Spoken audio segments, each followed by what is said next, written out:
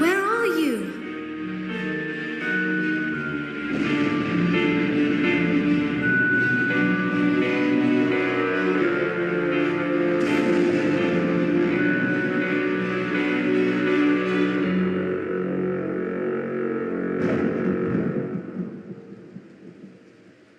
Samuel?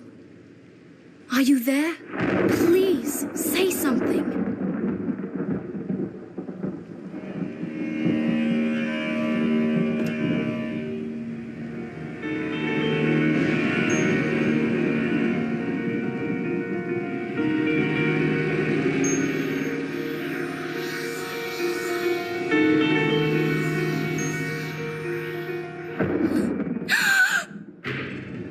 There you are.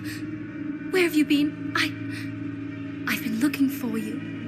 You promised you wouldn't just disappear anymore. I've been looking all over for you. Ow! What's wrong with you?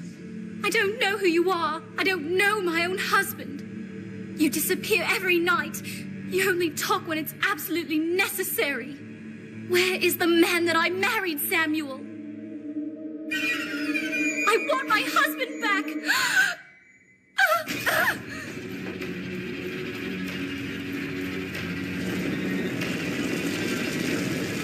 What have I done?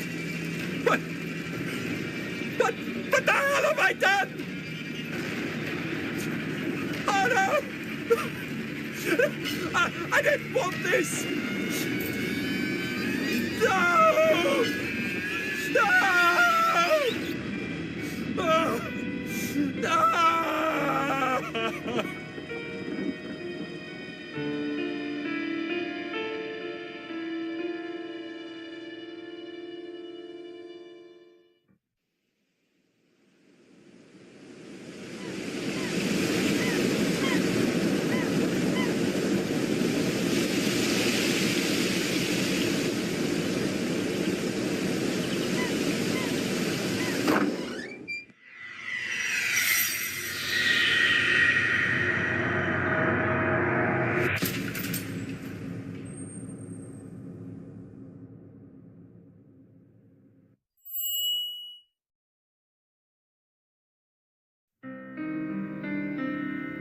Get on with it! Stick the damn fuse back in! I want to open the store!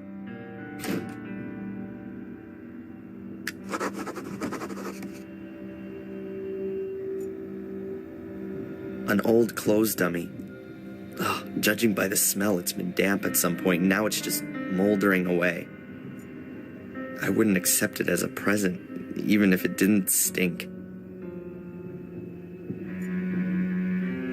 An ancient rusted bucket with a little bit of water in it. With that water in the bucket, it's only a matter of time until it's completely rusted through. I certainly don't need a bucket, nor a load of rusty water. A water faucet. If Fuller had a garden he wanted to water, he could do it from here. But in Fuller's garden, you'd get pretty well nothing to grow. A light shaft with a grill leads up to the backyard. The hinges on the basement grill are rusted. No idea if you could open it, and even if you could, it'd squeak like hell. I don't want to open the grill. Why should I?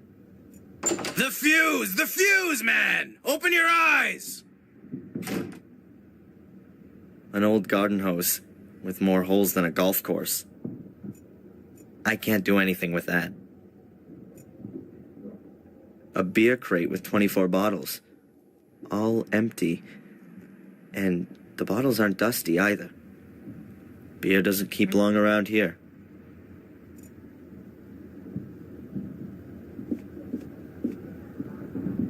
Oh my God. Who would want to be photographed in front of that backdrop?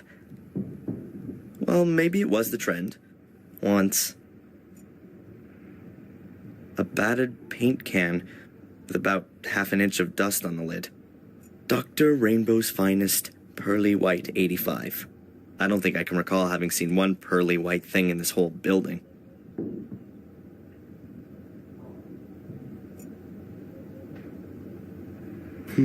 Let's see. A few plastic containers, bottles and boxes, light bulbs, cables, grease. And a small carton of fuses. You think you'll be done today? How long does it take to install a new fuse?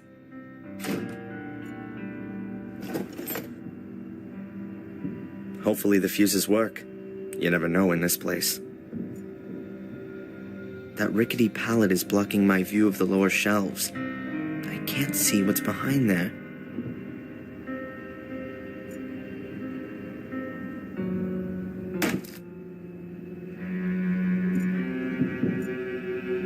Photo developer. Looks like it's been there for a while, but the bottle's still sealed, so it could still be good.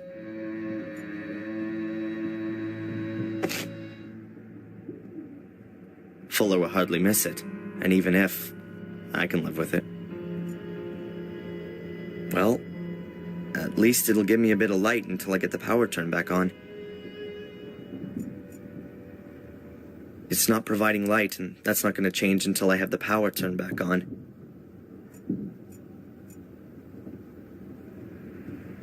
An old dust-encrusted fuse box. There are a lot of wires coming out of the top of it, which then run along the floor joists.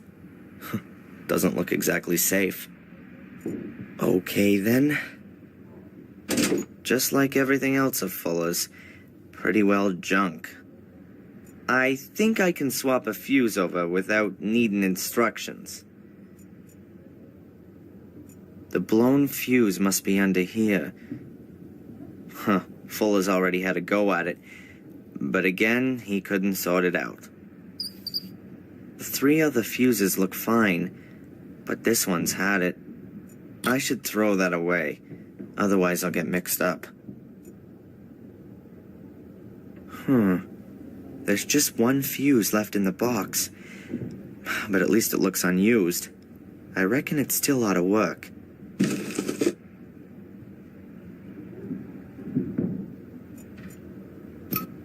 Well, that's that.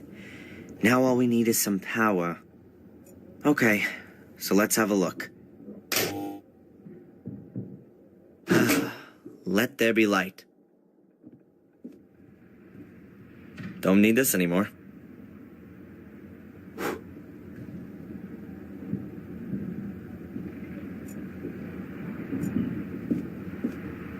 So let's go up. A wonderful working day awaits, full of appreciation and deep personal fulfillment. Ugh. Finally! You make a big deal about going to college, but you're too sappy to replace a fuse. Put that board outside in front of the store.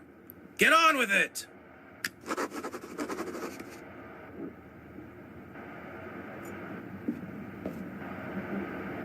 That's Fuller's camera. It's quite a good one. If good technology would make up for missing talent, then even a complete idiot like Fuller could shoot good pictures with it. You know, that fat idiot's kit really isn't too bad. And pretty expensive. The lights look brand new. He's definitely not had them for long. Perhaps the store used to do better before, and he had some savings. Or maybe he bought the new lights on credit. The store couldn't have paid for them, that's for sure.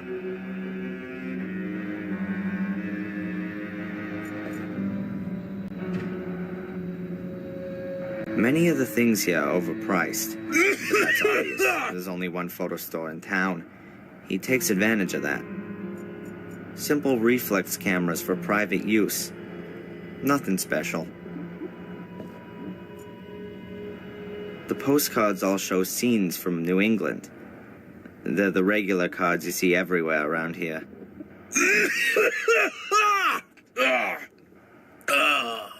Who should I send the card to? My fellow white bread students who I hardly know?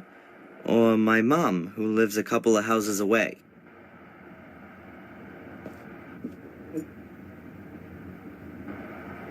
The picture frames could do with being a little more professionally presented. But to be honest, they don't really deserve it.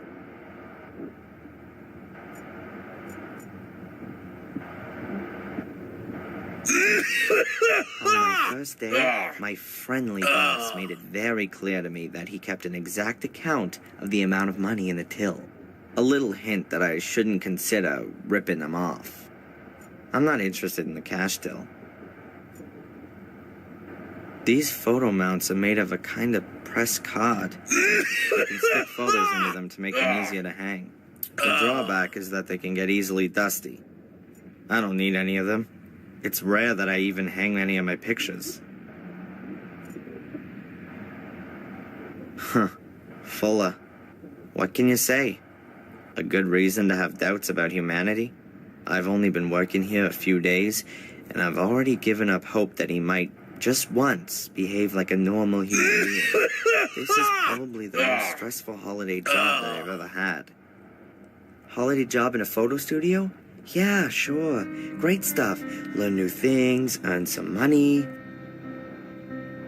And the reality looks a little different. Fatter and more bald. Know what I'm saying?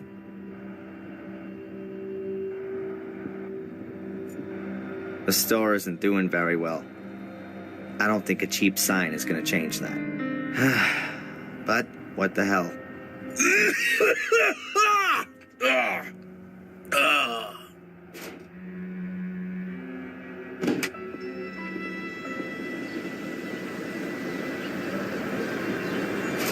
Someone's really turned your head. Huh? You've put it the wrong way around. Yeah.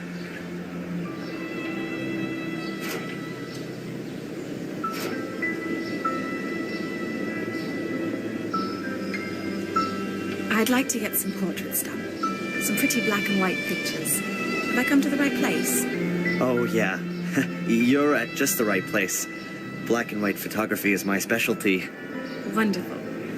So let's get started. My name's Angelina, by the way. Oh, I'm Darren. Let's go inside. Welcome to Fuller's photography store. What can I do for you? I wanted to get some portraits done. Ooh, very good. We can start right away, dear lady. But I thought Darren would... What? But he's just an errand boy. A pretty child like you deserves a real photographer. Here, go and pick up the post and take this letter to Mrs. Biba in the diner in the main square. I've got things to do.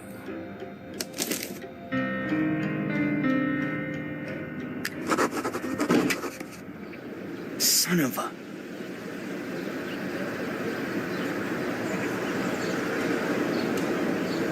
New England Photo Service. I reckon a person has to be pretty damn desperate to have their pictures taken at Fuller's place. But he's the only photographer in town. And there are plenty of tourists here. Presumably he does most of his business with them. I can't explain it any other way, just how he keeps his head above water. I can only ask myself just who he conned into making him the elk design. Or then again, maybe he didn't have the picture made. He probably just stole it.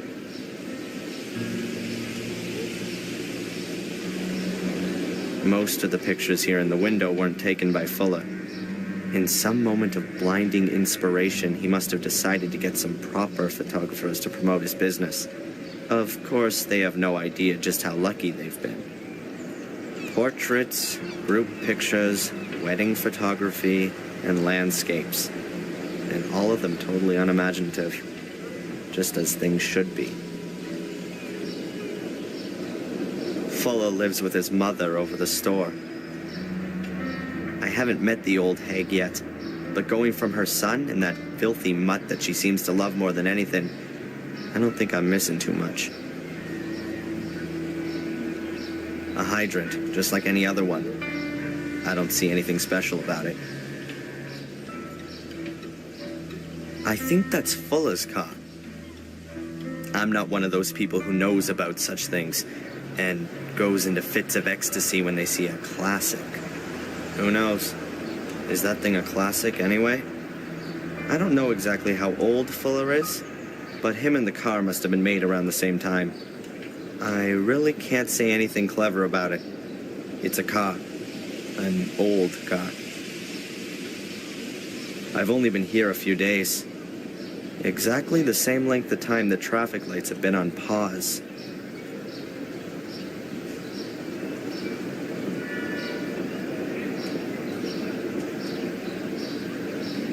An unbelievable mess of old guns and swords, uniforms, ships' bells, radios. As long as it's old, it's sold here.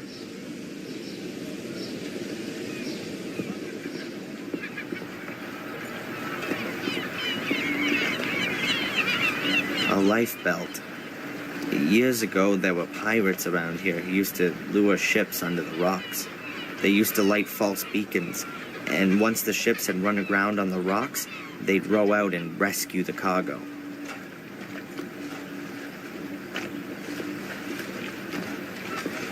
Pretty senseless driving around Maine in a convertible. But I reckon that's not what it's really about. It was expensive, and that's what counts.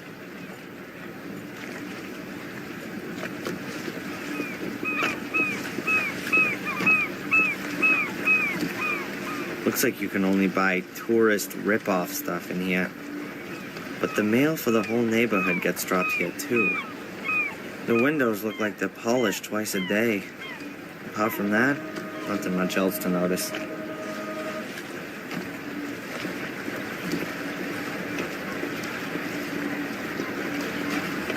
A flat metal bar. It's broken away from the railings.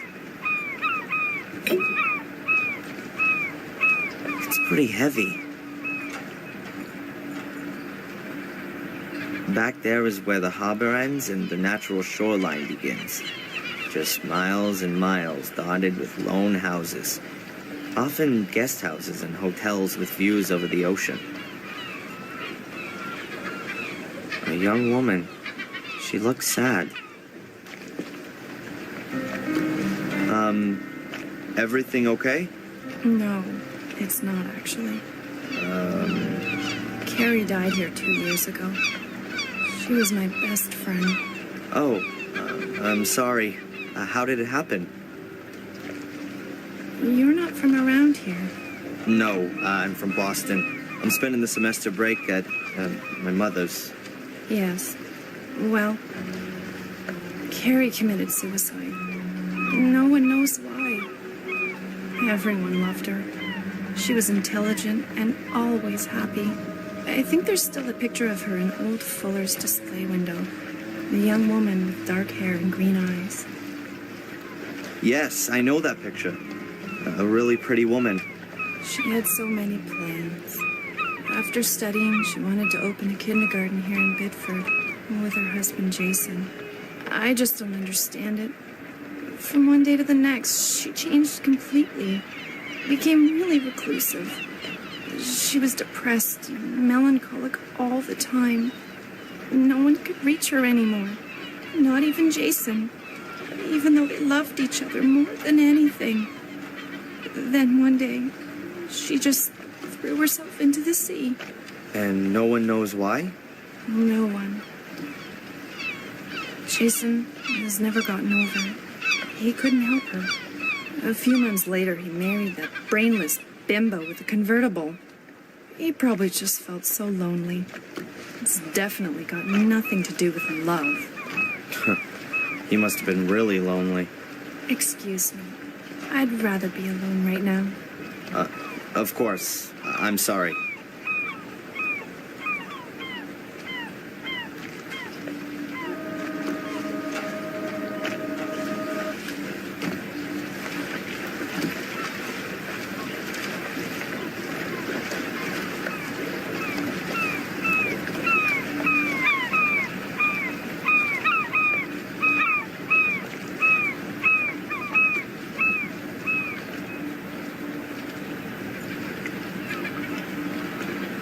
Biddeford isn't really a port, but there are plenty of boats here. Mostly sailboats. People sail out to go fishing or whatever. I'd rather keep solid ground under my feet.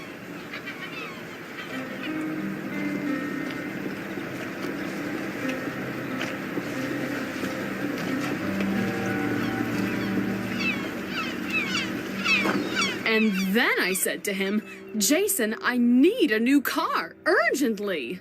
Oh, yeah. And then? What can I say? It's parked right outside. You can't be serious. Sure, I'm being serious. A convertible. Totally cute. Excuse me? Have you got something wrong with your ears? No, I just wanted a package. Something wrong with your eyes then? Huh? Listen, I'm talking here. Can't you see that? Yeah, I can see as clear as day, unfortunately. But I have to collect a package for Fuller at the photo store. There'll be no line jumping in this store. You're online, okay? Now wait until I'm ready. Ugh, the young kids today. Always. I'm always having a fight with them. Bad Maybe parents, a realtor. that's what it is. Well, she's So a tell me, homemaker, first and What's happening foremost. with your new car again? A convertible. So cute. In beautiful... Oh, you were.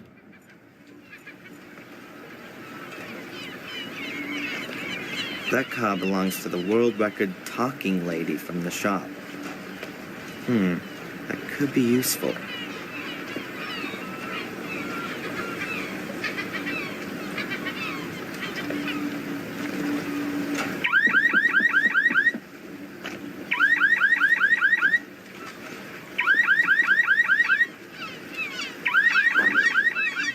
Oh, my convertible!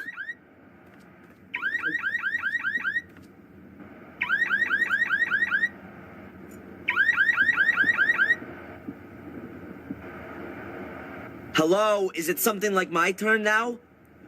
Please, don't let me rush you. Oh, what do you want? I'm supposed to collect something for Fuller. From the photo studio? Collection note?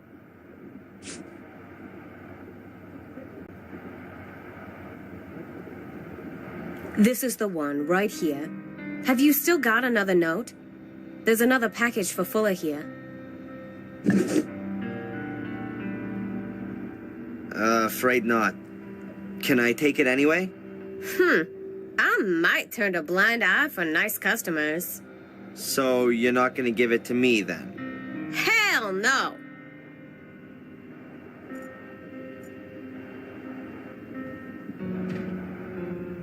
Handbills for local events. Grand New Year Bazaar. Hits a go-go, dance till you drop. Oh man. The other stuff's small ads. This is where the locals sell the junk they no longer need. Lawnmowers, baby cribs, record players. I'll pass.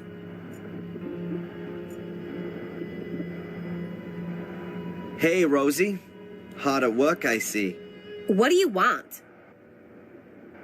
There's a really pretty young lady I've seen walking around here. Do you know her? You had a real good look at her, didn't you?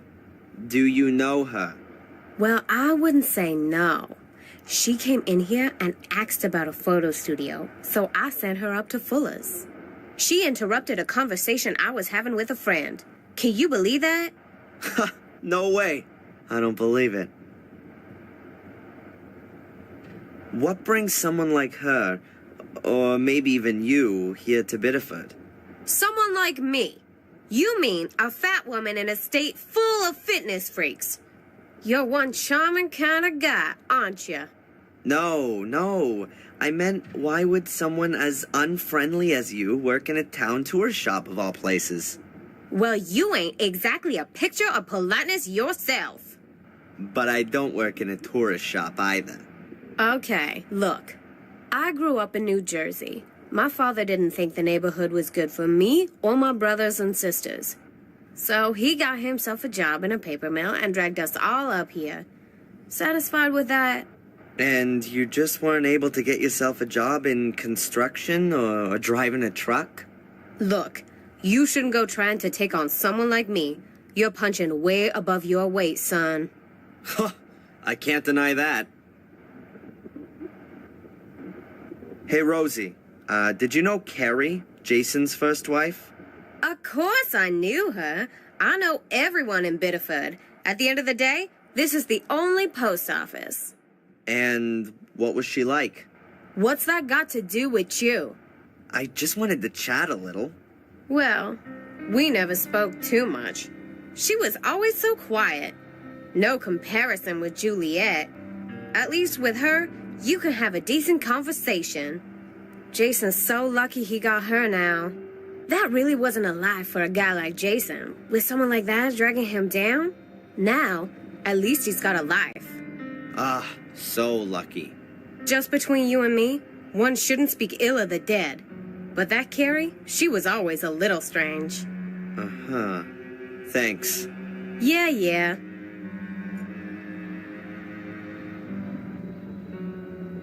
Huh. Every possible kind of form. Garbage and large object collection, telephone rerouting. Here's a form from the Make Our Town Prettier Committee. My mom's on the board of that one. It seems you should send in suggestions for improvements around the town.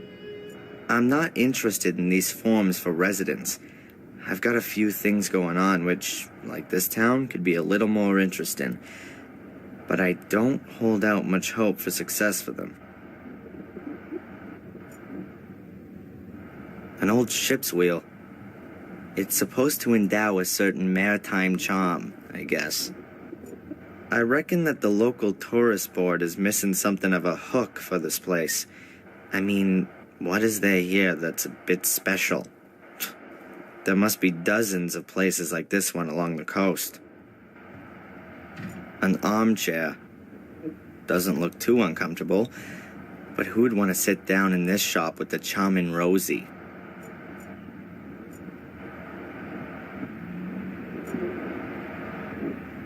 Coffee mugs, little lighthouses, badges, mini life belts with Biddeford stamped on them. Plastic house numbers, porcelain lobsters, plastic lobsters, wooden lobsters, metal lobsters. What more could the tourist heart yearn for? I think I'd rather my hand fell off before I took any of those with me. I am definitely not gonna sit in that. A stand displaying 1,000,000 travel guides. New England, Quebec, England and Wales, Holland, the national parks of the USA, Tuscany, Hong Kong, etc., etc. There are too many travel guides to just go leafing through them all. While I've got nothing specific to look for, I'll leave them there.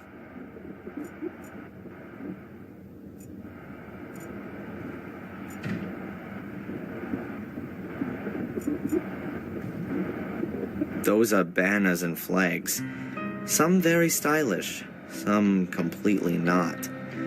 I reckon the big ones must be for yachts.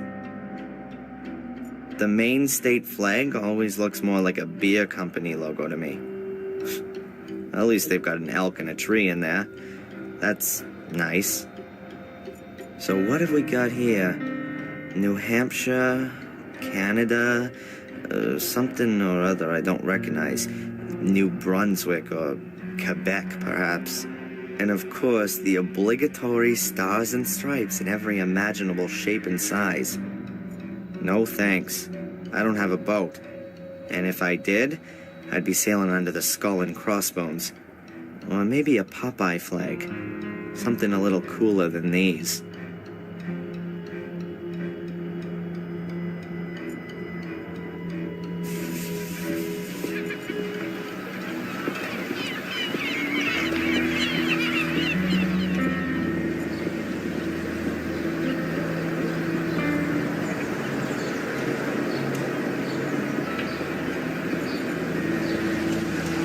I find a lot of the buildings here in the center really big and swanky for such a small town. Especially the town hall. The city must have had money in the past. Perhaps on the back of successful whale hunting. Or maybe they did what we did in Boston in the 19th century. Made money out of selling ice. New England ice was shipped all over the world before we had refrigerators. Jebediah Biddeford or something like that, I guess. Honestly, I've got no idea who that is. The city's founder, a mayor, a benefactor, what do I know?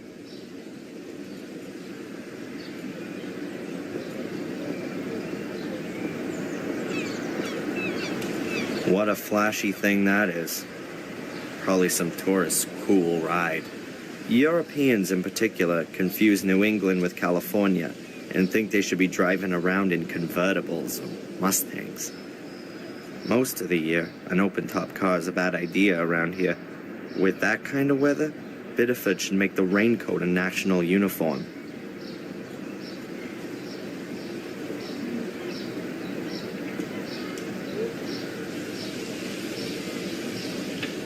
Burgers, fries, and drinks. What more could you need? A red, white, and blue string of lights. God bless America. The diner's run by Mr. and Mrs. Biber. It's not a bad joint. It's done up like a 1950s diner. Yeah, well, at least how we imagine the 50s were. I haven't seen such an old bubblegum machine for years. Belongs to the diner. They do that whole nostalgia thing in there, too. No thanks.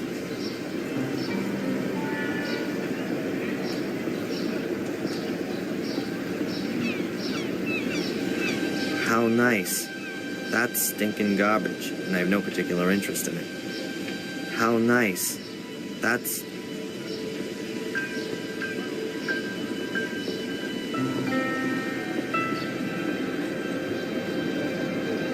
Yeah, just down the street. Thanks a lot.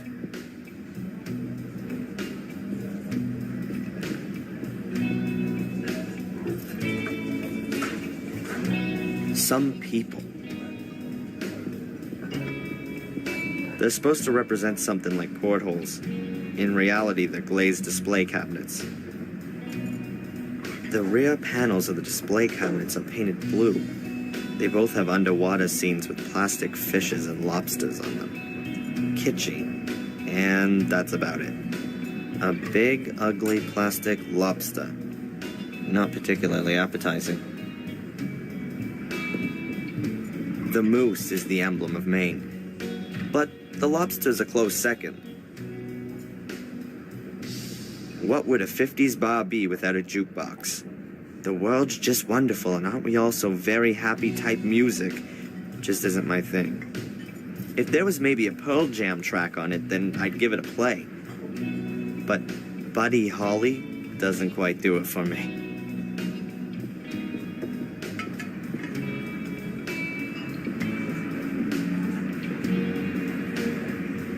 Ketchup, mustard, mayo, salt, pepper, syrup, sugar, and a bottle of vinegar.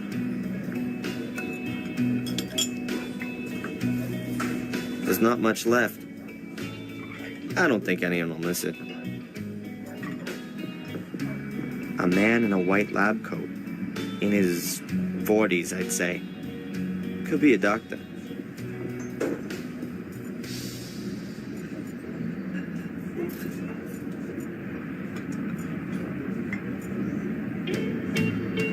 I really don't know if this place makes any money. There's usually a few people whenever I come in. But is that enough? Surely you can't get by on just that.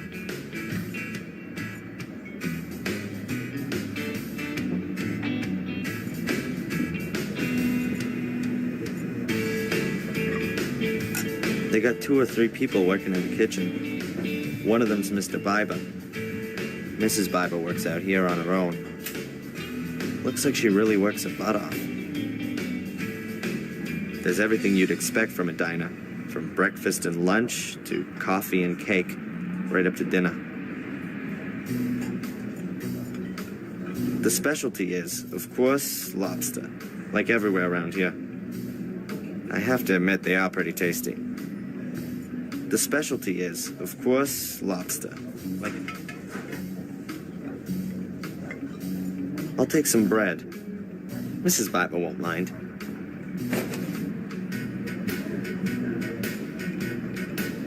That's Mrs. Biber, I think. As far as I can understand it, she runs this place with a husband.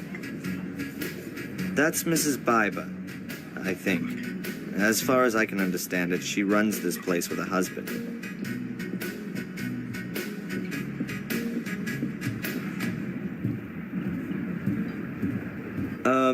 Excuse me. I'll be right there.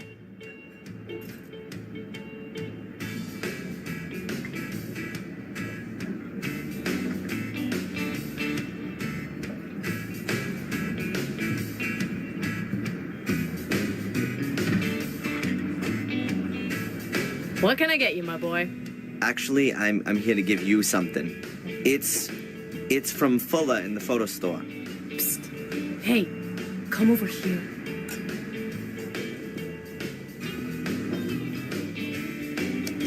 I can guess what this is about. The dirty old swine. I should have known. Vermin ain't so easy to get rid of. Tell him You better tell him yourself. Whatever it is, you... Claire! You gonna talk all day? The customers are waiting! Get out of here and tell your boss he can go to hell.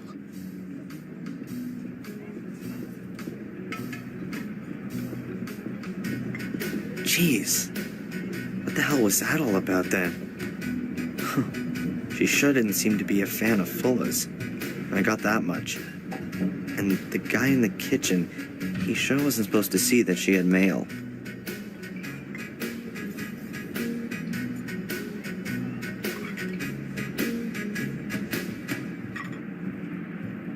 Sorry, Mrs. Biber?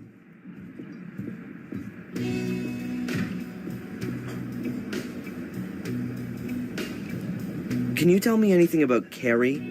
She's supposed to have killed herself? Yeah, Carrie. She was a really sweet girl. Always ready to help, always friendly. She wanted to open a kindergarten here. There's not much in the way of childcare around here. Parents have to take their kids for miles to find a place. She was such a lovely girl.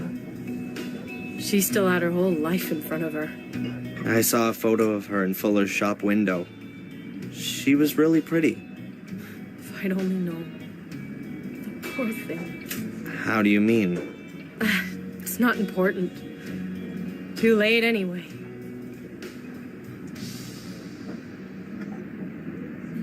All right. What is it? I was just asking, what Fuller...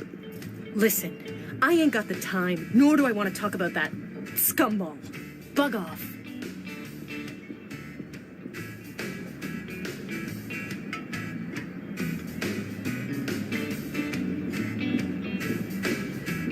Hello? Young man! You're Darren Michaels, aren't you? Yes, and you are? Oh, excuse me. My name is Newhouse. I'm a doctor at the health center. At the health center? You mean at the hospital out there? Well, yes. We call it the Biddeford Health Center. We aren't just a hospital. We have yoga courses and cookery courses and... And what do you want from me? Yes. I know your mother, Darren. We had a date here this morning, to be more precise. Me and her. We wanted to hang up some pictures your mother painted in the health center. Yes, and... She's not there. She's always punctual, isn't she? This kind of thing never happens. Look, I don't have a lot of time right now. I'll give her a call, okay? As soon as I'm back in the store. Maybe she's forgotten about your little meeting, Doc. If you say so, but actually... I gotta go. I'll call Mom later and tell her that you're waiting for her in the health center. Goodbye. Goodbye.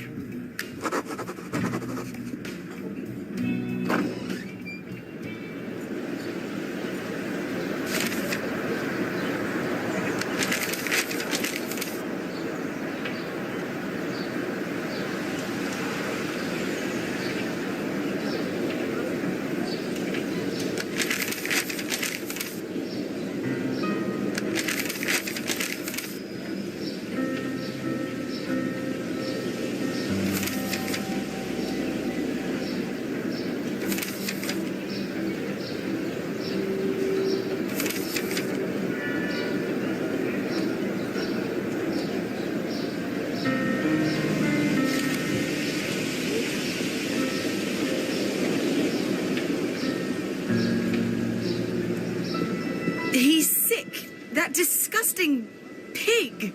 What's going on? Your lovely boss. Does he always try to grope his customers? No, only the women. That's not funny. No, of course not. What can I say? Fuller's an asshole. Well, he's never going to see me again. Taryn, would you bring the photos to the hotel for me? Of course. My pleasure. Thanks, Darren. That's really nice of you. I'm staying at the Wild Coast, room number 5. No problem. You'll have them this afternoon. Thanks, my hero. See you later.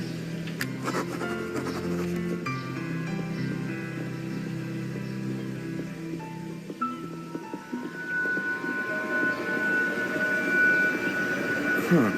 That's the guy from the diner. Is he following Angelina? Hey, you're gonna gawk her ass right off. Whatever the bitch said, it's all a dirty pack of lies. Sure. Back to work.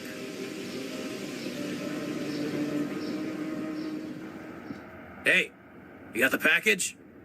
Yep. Well then, give it to me. How'd the photo shoot go? Ah, shut up. I only mean the young lady who... That alley cat's gone, okay? No little goodbye kissy for little Darren. So now, get to work. The shelves here could use with a dusting and the gutter's leaky. And you still gotta take my mama's dogs for a walk. Go back to the post office again and ask if the new photo paper's already arrived. The mailman still hasn't brought a collection note. And the store could also do with a good sweeping. He's cranky. I guess Angelina did a number on his ego. Nice job. Okay then. But before I start with all that stuff, I'd better give Mom a quick call and remind her she was going to take the pictures to the hospital. And somehow I've got to get a hold of the film so I can make some prints of Angelina's pictures without Fuller catching me doing it.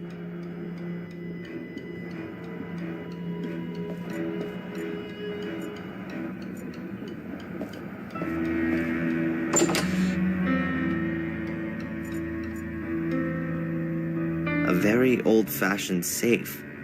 There's a logo on it. M.T. Schultz, Pittsburgh. Looks at least 100 years old. I find it hard to believe that Fuller hides anything of worth in there. He's more the paranoid type that wants to protect his telephone bill from prying eyes.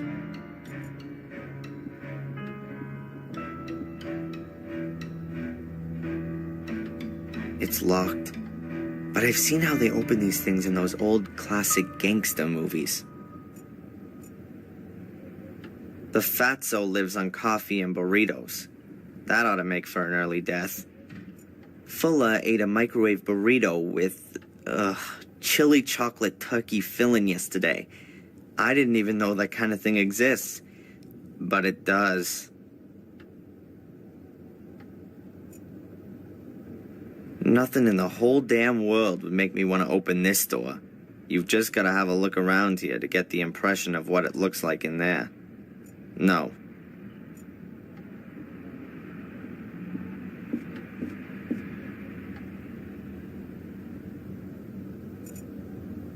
A greasy map of the world. My World Tour is written next to it. A few places are marked. The USA around Utah, Arizona. Then over to Hawaii. Afterwards comes North Africa, possibly Egypt, then China, and then Europe. Looks like somewhere in Germany. What have we got here? The US, Hawaii, something illegible, and Europe. Fuller's smeared half of it with his filthy paws.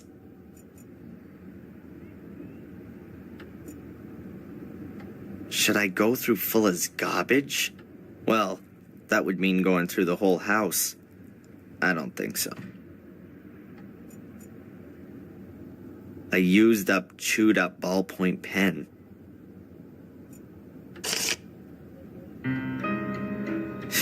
He definitely doesn't need it anymore. And if he does, well, even better.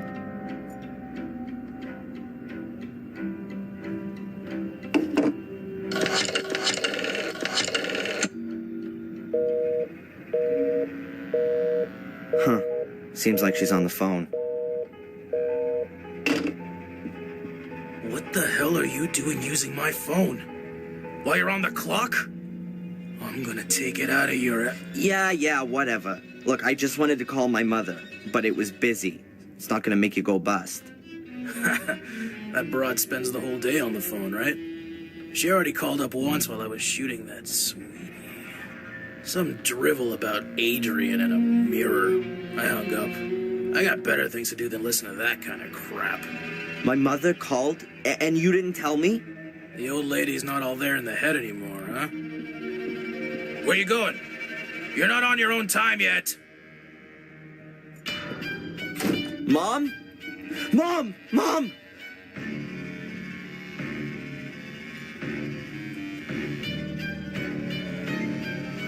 Her heart's beating. She's alive. Mom, can you hear me? Mom! Nothing. But she's still breathing. Okay, think, Darren. I need an ambulance.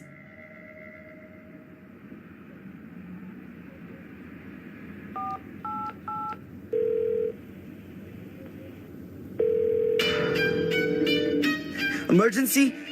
Yes. My name is Darren Michaels. I've just found my mother. She's unconscious.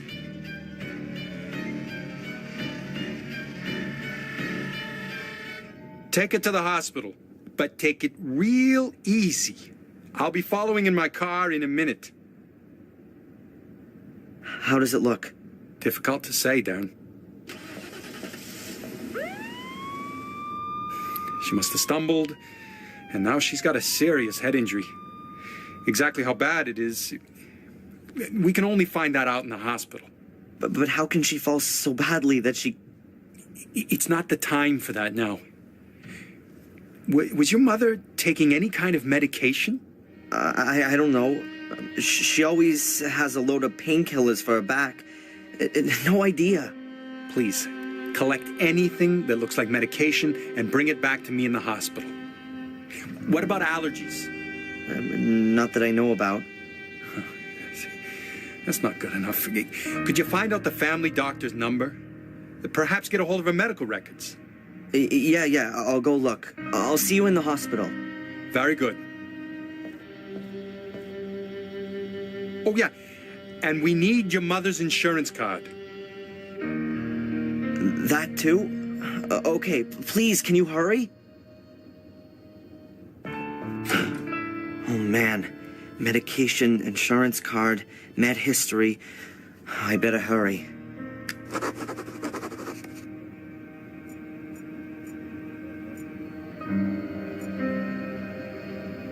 Mom watched whales with this telescope. This is a whale region. The whales swim past here twice a year on their route between Mexico and Canada.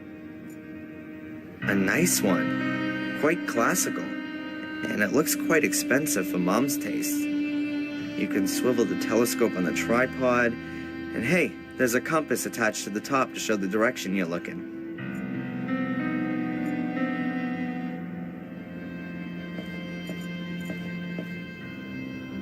When I was a kid, we used to always argue about how long I was allowed to watch TV. I used to be able to sit in front of that thing for hours. Now you couldn't get wild horses to drag me in front of one. I can count myself lucky the damn thing didn't completely frazzle my brain. Mom's into music. That's one thing we have in common, though our tastes are a little diverse. Mom's Beethoven doesn't mix that well with Nirvana or Pearl Jam.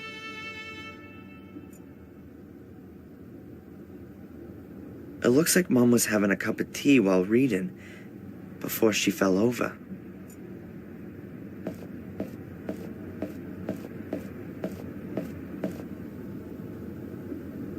The cup is still half full.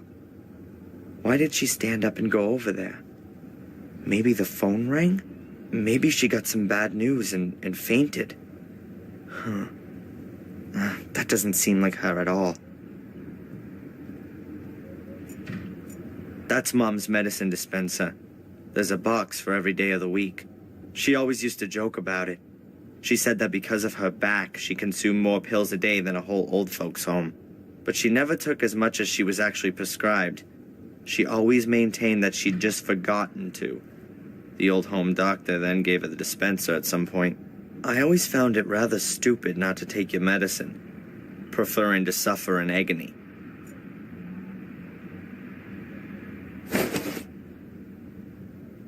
That's gotta be most of the medication, but maybe she's got more somewhere else. I should check. Mom's handbag.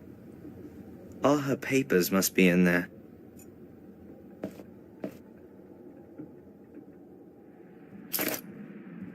All right, I found the insurance card.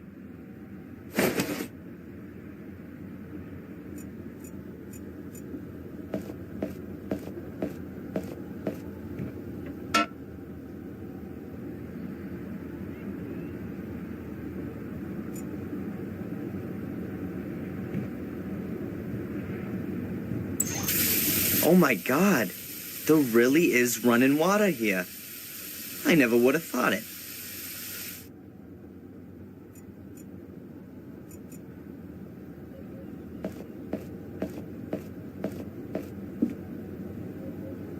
There are pictures of me and Mom in the cabinet. I can't see any pictures of my father here. Mom hasn't got many of him. I guess the memory of his death is too painful for her. When I was a child, I always wanted to know who my father was. Mom told me about him and finally showed me some pictures. That was the only time I've ever seen pictures of him.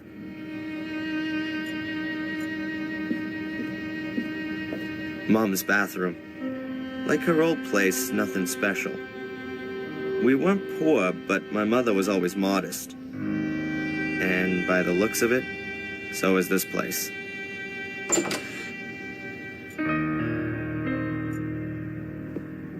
I had a shower here this morning, and Mom laid on a huge breakfast. I ate some of it, for her sake. Huh. Back at uni, I usually don't eat anything in the morning.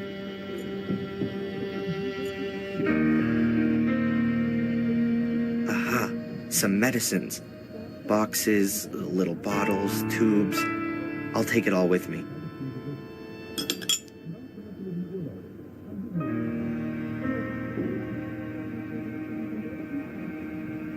I think that's it. I found all the medication.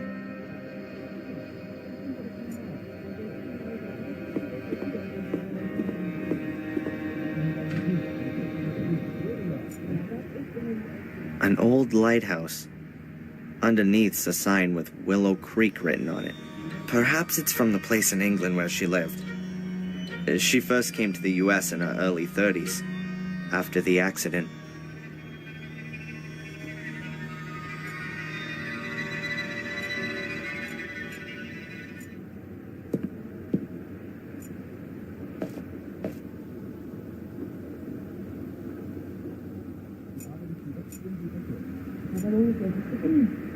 I think the furniture's still from her time in England. Quite old-fashioned, but stylish somehow. What do we got here? Handkerchiefs, a glasses case, an art magazine, a few Valerian draggies. Nothing I could use. Ah, my mother's address book. I ought to find her doctor's number in there.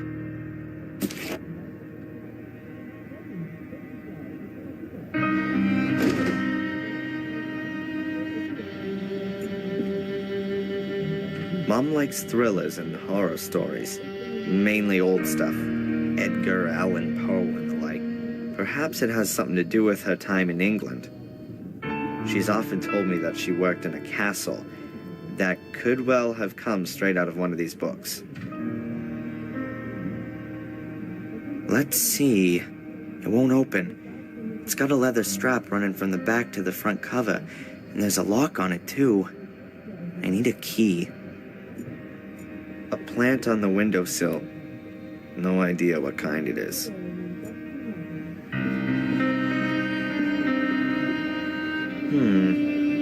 Looks like there's something under the flower pot.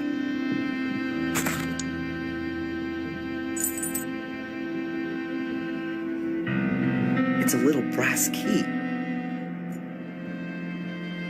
We've already just had a few days of warm, sunny weather back to back. It's supposed to get worse tomorrow. It's a beautiful lamp. Pity it doesn't work. Perhaps the bulb's gone. My mother's old bureau. That's where she keeps her letters and financial papers and such. I don't fancy poking around in there just now.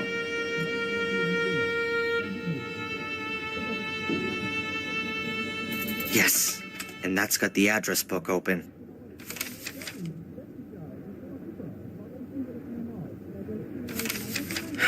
Now then, what was that doctor called? Dr. Wakefield. That's him. And here's his number. I just hope he's still got my mother's old medical records.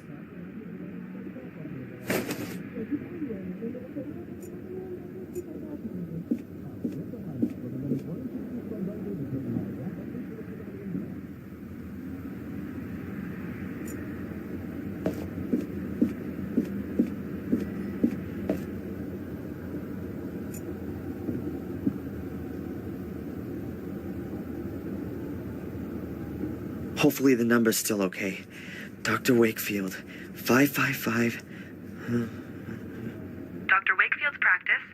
My name's Darren Michaels. I have to speak to the doctor. It's an emergency. One moment, please. Dr. Wakefield speaking. Hello, Dr. Wakefield. This is Darren Michaels. Darren, is there something wrong with your mother? Mandy said...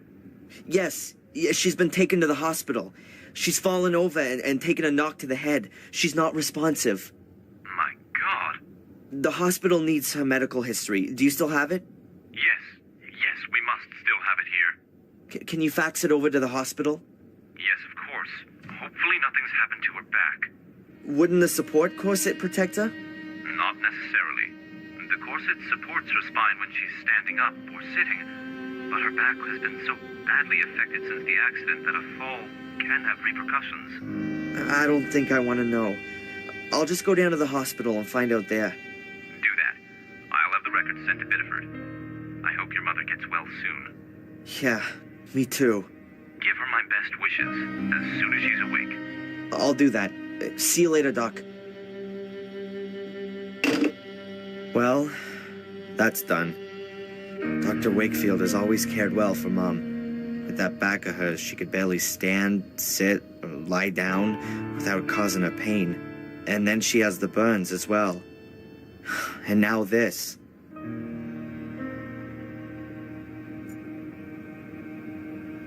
I'll just get dressed and then go straight to the hospital.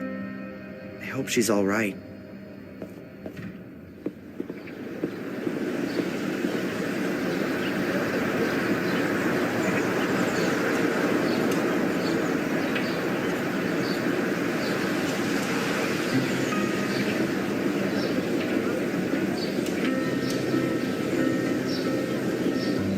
Coin-op telephone. It says out of order.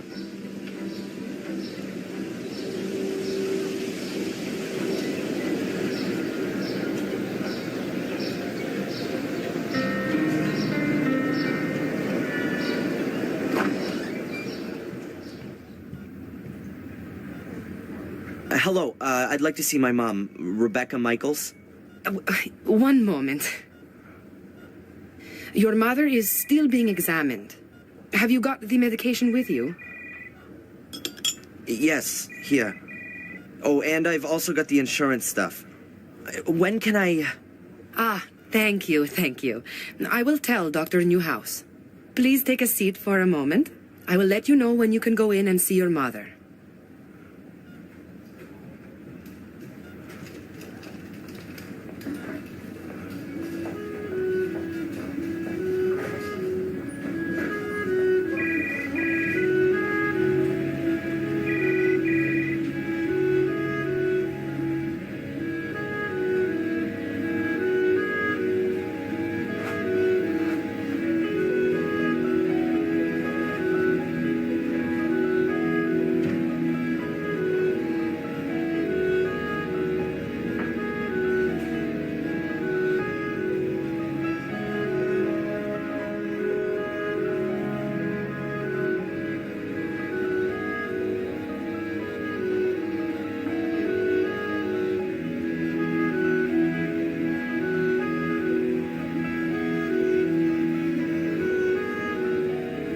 Excuse me, Mr. Michaels?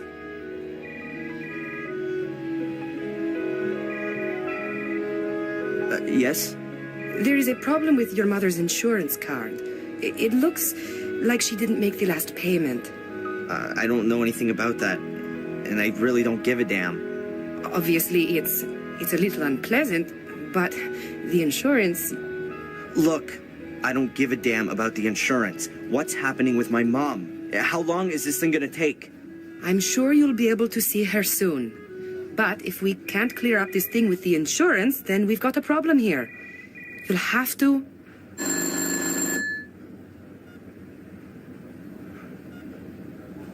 Okay, Doctor. You can see your mother now. The room at the end on the right. Mr. Michaels? I can't help it if your mother hasn't paid, or if the bank hasn't made the transfer, or if the medical insurance won't cover the treatment. Here, take the card with you and sort it out. In the end, your mother will be back on her feet, but she won't have a roof over her head anymore.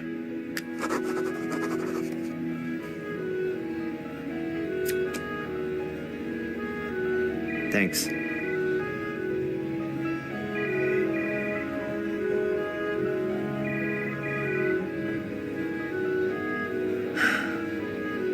How is she?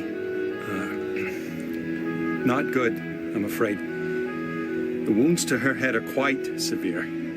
She must have fallen against the table with all her weight behind her. Is she going to... One should never give up hope. But your mother's in a coma, Darren. I'm sorry, but it's rather uncommon for someone to wake from a deep coma. Perhaps if she'd been discovered earlier, then there wouldn't have been so much bleeding in her skull. You're saying that if I'd gone to her straight after our talk, then she wouldn't be here now, lying in a coma? But my boy, you couldn't possibly have known. Yeah, how could I have known? Fuller. Sorry? Fuller! She phoned the photo store. She wanted to speak to me, and Fuller just hung up on her. Wait, no, that's completely... She was conscious and wanted help, but Fuller... Darren, get a grip. It was an accident. No one's to blame, and you should just... Just what? Simply sit here at the bedside and hope that she gets better? I can't barely believe that. Darren, you must... Thanks for your help. We'll look after your mother round the clock, Darren. You're welcome to stay here. I'll pop in again later. I'm not gonna stay here. I still have things to sort out. That fat bastard's gonna pay for this.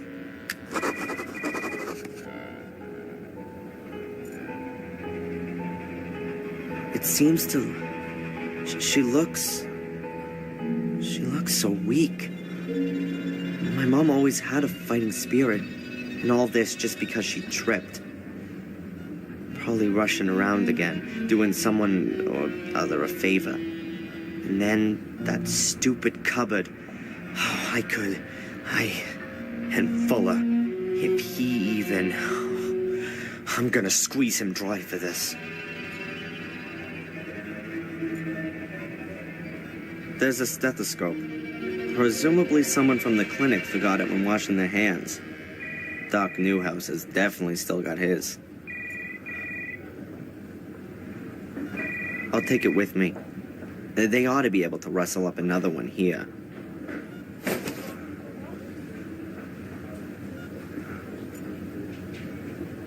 A set of scales, maybe for overweight patients? They certainly look a bit more solid than the ones you have in your bathroom at home. I'd better leave the scales here. What would I do with scales? Typical hospital chic.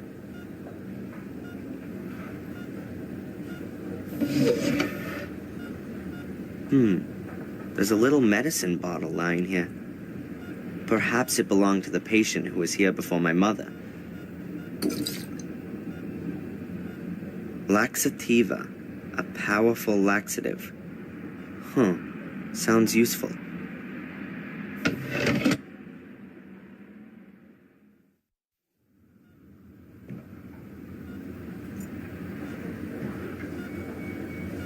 The monitor shows my mother's vital signs.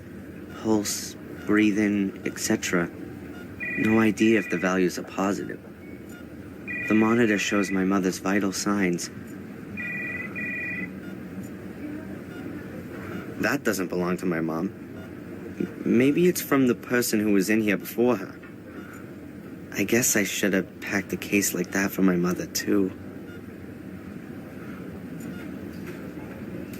The monitor shows my mother's vital signs.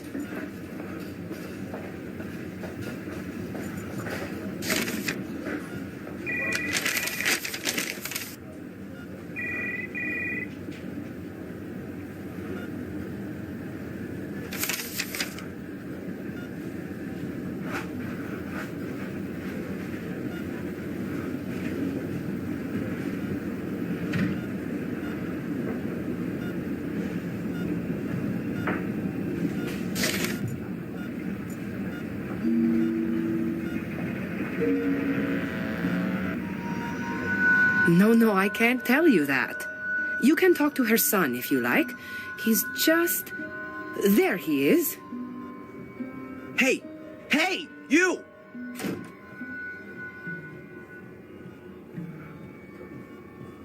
What the hell? A nurse, and perhaps an administrator as well. They could well be one and the same nowadays. The way things look, it seems that healing the patients is a kind of secondary activity. Hi. Hello, Mr. Michaels. What can I do for you? What do you think? You reckon my mom's gonna be okay? Oh, you never can know. But for sure, there are people who come out of comas after much worse accidents than your mother's. And folks who die from much less serious accidents. You mustn't give up hope. Pray for your mother. Statistically speaking, that has no effect whatsoever. I'll save my time.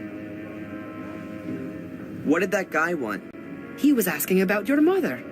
What did he want to know? He wanted to know if she made it? Yes. But I told him we're not allowed to give out patient information. He ought to speak to you. I don't know the guy, but he's gone out of his way to avoid me twice already. You know who he is? I'm sorry, no. But he's got an accent. I think he's British. But with something else, too. Listen, I don't want that guy anywhere near my mother. You understand? Of course. This Dr. Newhouse, what's he like? Oh, he's very charming. A really nice guy. He isn't from around here. He came to Biddeford a couple of years back. But he's really settled and got on well, and... Yeah, nice story. I wanted to know if he was a competent doctor. Oh, yes, of course. He used to run a huge hospital in Atlanta. He's apparently rather overqualified to be working in a little place like Biddeford. But I think he enjoys the small-town life. Your mother is in good hands. Are you from around here? You could say that. I grew up here. Then you surely must be able to tell me some exciting stories about the place. Well, not really all that much happens here. You know, a young woman killed herself a couple of years back. She jumped into the ocean, and they had to call in extra divers to help search for her. They didn't save her, though. They never even found the body. But apart from that, there's never really much happening here. You mean Carrie? Did you know her? Yes, we used to go to aerobics together. Any idea why she killed herself? We'd all like to know the answer to that one. She was always so happy. We used to have lots of laughs together. But then, she changed. She also stopped coming to the sports events, and I lost touch with her.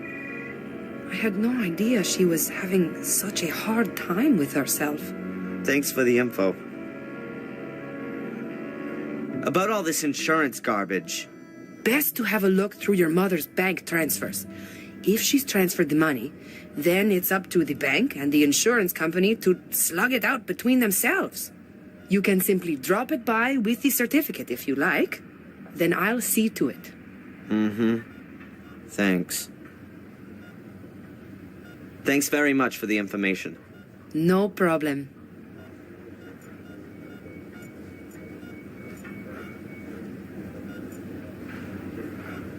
Perhaps there are medical records or bills in the cupboard.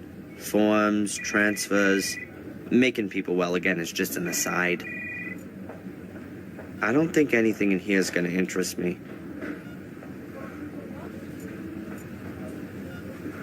My mom told me how she feared having to spend the rest of her life in a thing like this, even long after the car crash. Her back was seriously injured, and no one could tell her if she would ever walk again. Miraculously, I was left unhurt by our car crash. My mom was in hospital for months. My father died at the scene of the accident. I was about 3 years old back then. I can't remember the accident, nor my father.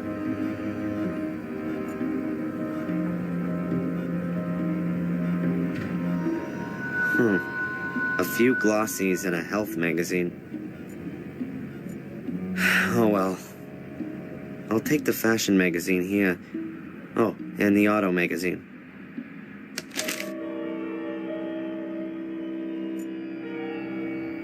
I don't want to just sit here and wait for some news. I can drop by at any time and ask how she's doing.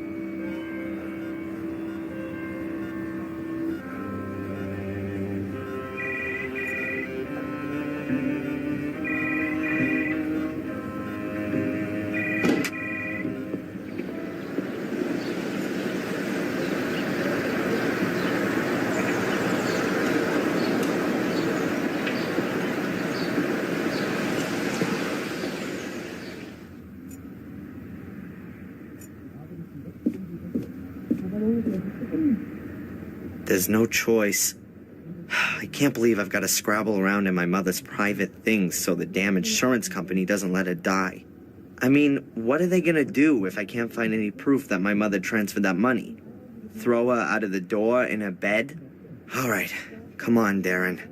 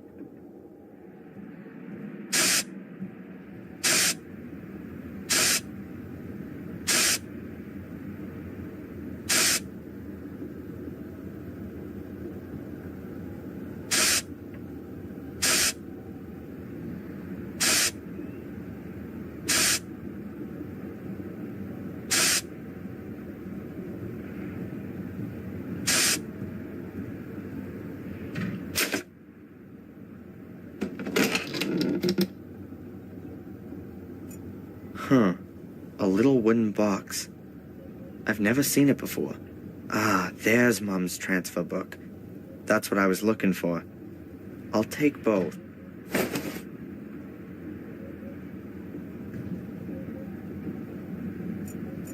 Pencils. Run-of-the-mill pencils. I'll leave that here. You always need a sharpener for pencils, and I can't see any here.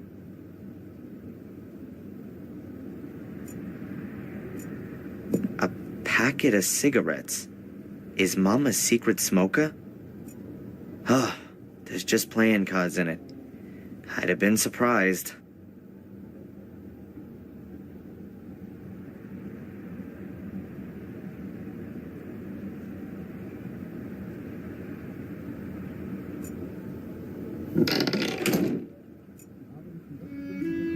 The little wooden box I found in my mother's bedroom. It's quite hefty, seems to be solid wood. It won't open. There are some kind of symbols on the lid, but I can't even begin to work out what they are. I don't know about all this kind of stuff. Let's see. I reckon that these are my mom's account transactions. This is the rent, and here's 18 bucks, 45 to the phone company. Aha, and here's the transfer to the insurance company. That's from last month, so she has paid.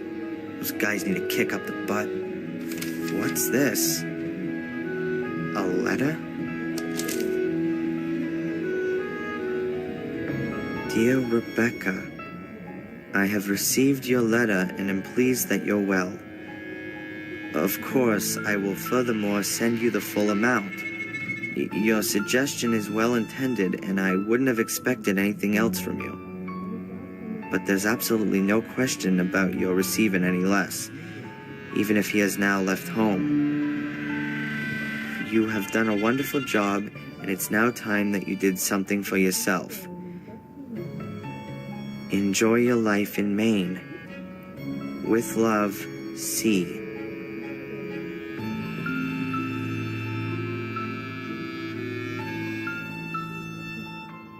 Strange. The full amount. Even if he's out of the house now? What's that all about? Here's my mom receiving a fat payment from... a $1,500 transfer from a bank in England. BCW Bank, Willow Creek Branch. Willow Creek? That name's familiar. Mom used to live in England, but was it in this Willow Creek? And who is the C character? And why is he sending her money? Here it is again. And there. She seems to get the same amount every month. Seems to be practically her only source of income. I don't get it. She always told me she got a monthly injury compensation payment from insurance of the guy who caused the crash, which also killed my father. I definitely wasn't supposed to see that. Suppose it didn't really matter to me either. It's just that... It's just not like my mother to keep secrets from me. I'll ask her why she's lied to me as soon as she gets better.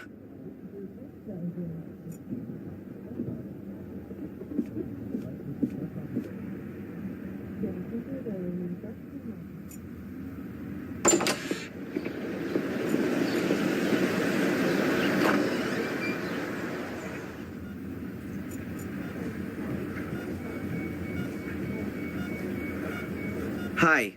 Hello, Mr. Michaels. What can I do for you? I have my mother's bank transfers here. She's already paid for the damn insurance. I was thinking the same thing myself. You know, the insurance company has made a boo-boo. Can I have them? Don't worry, I'll get on it. So that will be the end of it then? Yes, I'll clear it all up with them. Good.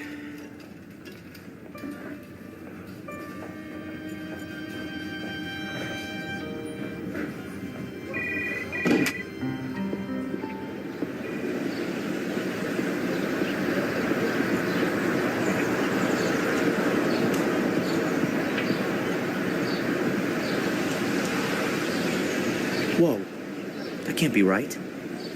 It's the guy from the hospital with Fuller. Who is that guy? And what's he got to do with Fuller? I ought to listen in. I can still give Fuller a talking to afterwards. I can't open the door. The bell would give me away immediately. I'm gonna have to listen in unnoticed if I want to find out who this guy is and what he's doing with Fuller.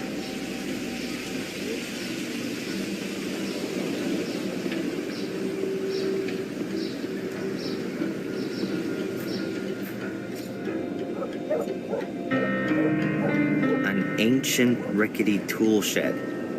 This is where Fuller keeps the junk that he doesn't just throw somewhere in the yard. So, not much.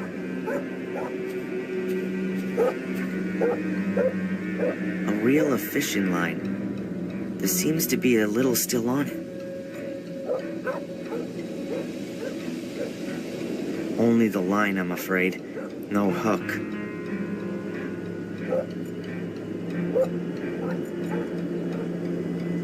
Fuller hung out the laundry yesterday for him and his mother.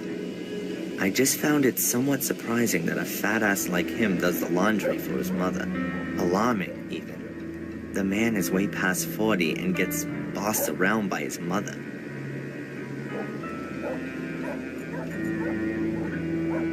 A length of tow rope, a bit more than 2 yards long, and in great condition.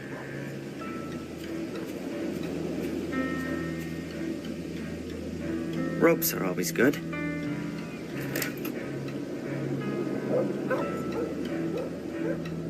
If somebody told me the old fat pig dumped poisonous waste, then I'd completely believe it. I don't understand why Fuller doesn't just get this stuff picked up. What does he want to keep it for?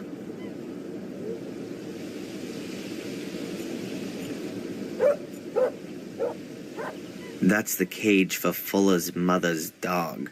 But the dog is usually in the house. At least, I've never seen it here in the cage.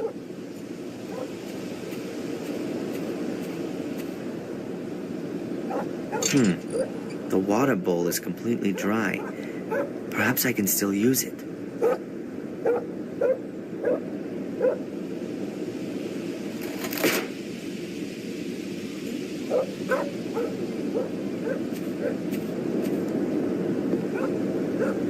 A completely rusted bucket with big holes in the bottom of it.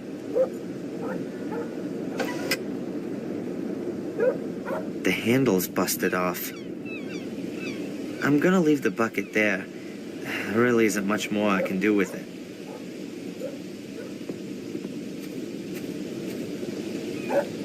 I've got to be careful. Fuller's talking to that guy on the other side of that window. I can't understand anything, but if I'm not careful, they'll see me. I can't hear them from here. I could try to go in.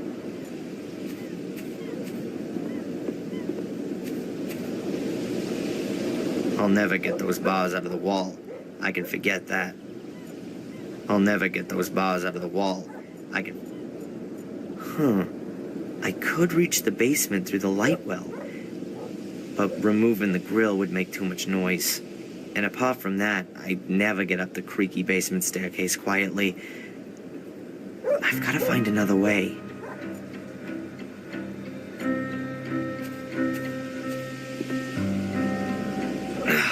Damn, the door is locked. There's a little hook that's keeping the door locked. I've got to reach it somehow. The door is locked from inside with that little hook. I've got to somehow pull it up. The window is directly above the door. Perhaps I can somehow unhook the lock through the window.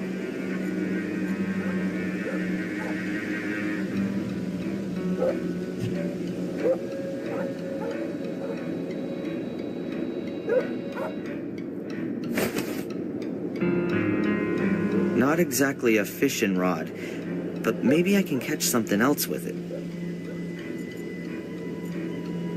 That should work. I've just got to be really quiet. If the handle hits against the door, they're both sure to hear it.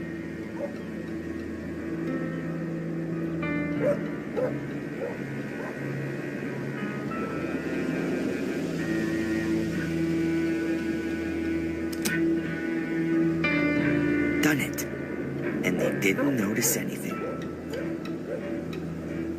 The door is open again. I can go in. I just hope it doesn't squeak. Yeah, Angelina. That might have been it. I wrote down the surname as well. For another $10, I might even remember where I put the note. Not necessary. I know her surname. And your assistant, what about him? What assistant? Oh, you mean Darren? That's my errand boy. He works here in the semester holidays. A good errand boy is worth a lot. What do you know about him? Why are you interested in him? You want to poach him from me? No problemo. For $100, I'll even write his notice straight away. What the hell? We'll say 50. Not interested. Do you know him well? What's with all the questions? His mother came in and asked if he could work here for a few weeks. He's a pussy. One of the eternally afflicted. Oh, I feel so bad and the world is so unfair and it all makes no sense. Boo-hoo. So you don't know him? And I've got no it...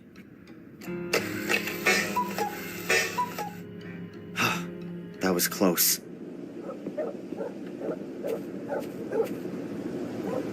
They're both heading for the exit, and I'm none the wiser.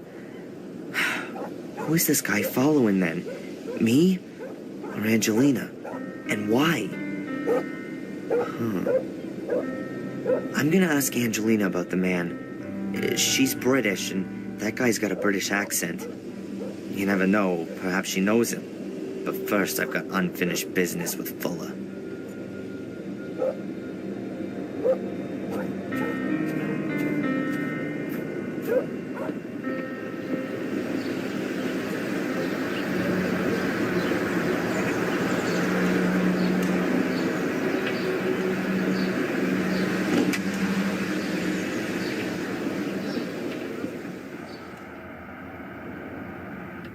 Hey, where's the big jellyfish?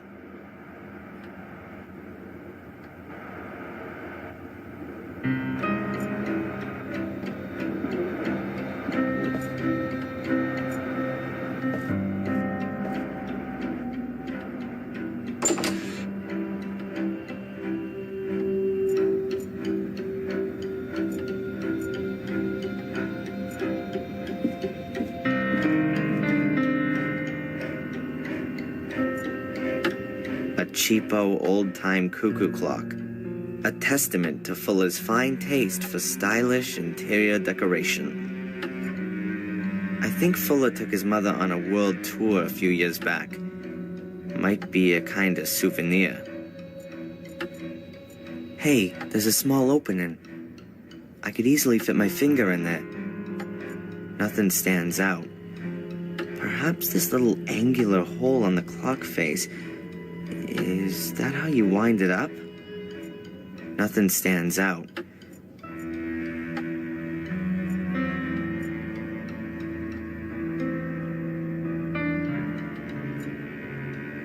Perhaps I could even crack the safe, but at the moment I don't have a good reason to put my life on the line for it.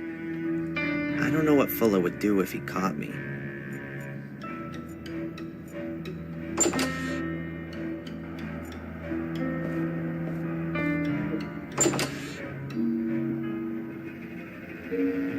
What the hell? A secret door hidden behind the photo backdrops.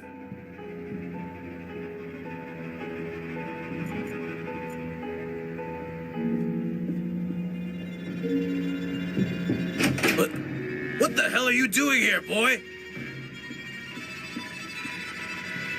Keep your hands off, Fuller.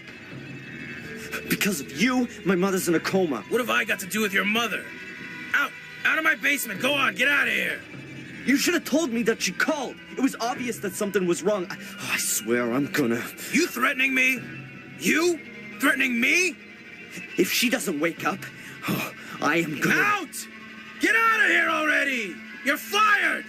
Out! Out! Out! You better pray she doesn't die.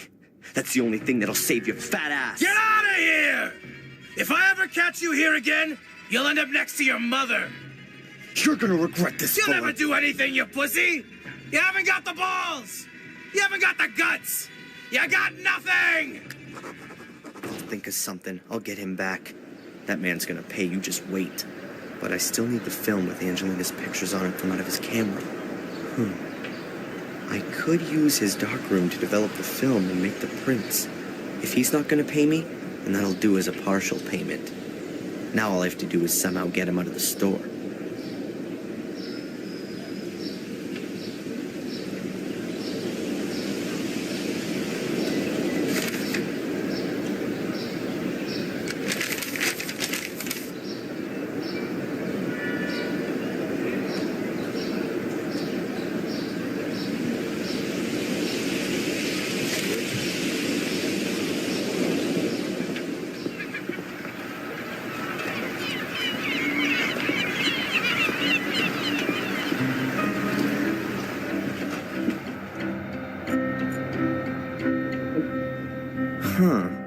The bimbo reads fashion magazines. Why is she doing that here?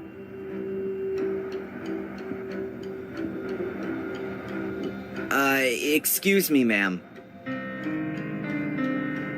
Oh, it's you. The hoodlum from this morning. Yeah, well, I was in a rush. An important job to do. No reason to be impolite. Of course not.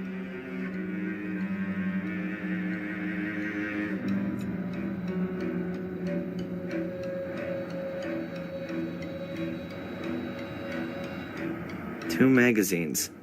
Well thumbed through and a few months old. Hardly any text, plenty of pictures. Just the way those suckers celeb mag readers like it. Excuse me, ma'am. Yes? That's fine.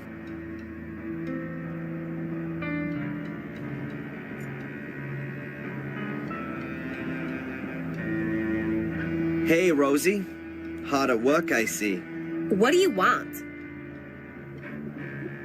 You know the Bibas? From the diner? Sure I do.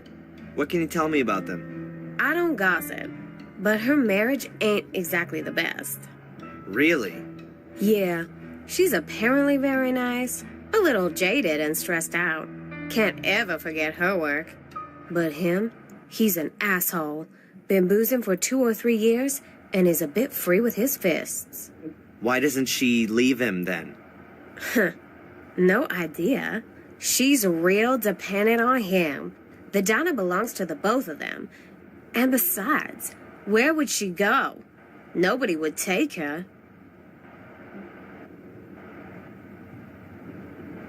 Does Fuller often get packages delivered here? Yeah, a few times a month. Why doesn't he have the packages delivered to his store? He does, but when he's not there, the mailman delivers them here and then Fuller picks them up for himself. Do you know what was inside the package that I picked up a little while back? How should I? The other package for Fuller, there must be photo paper in it. Could well be. Well, can I have it? Sure. No, please. The collection note? Yes, I don't have one. Then you'll have to ask your boss for it. Nothing goes out of here without a collection note. You got me? What can you tell me about Dr. Newhouse? The Newhouses? Well, they came here a few years back. He was a big cheese in Boston. Miss Newhouse has brought a good bit of style to this little town. I know her. My girlfriend Betty is her best friend. Really? She gossips as much, too? We don't gossip, okay? You really want to know all this stuff? Is that a girlfriend of yours? Yeah, one of my best ones. Does she sit about in this store the whole day? Excuse me? I wouldn't know what that would have to do with you. I just mean, has she got a job or not? She doesn't need one.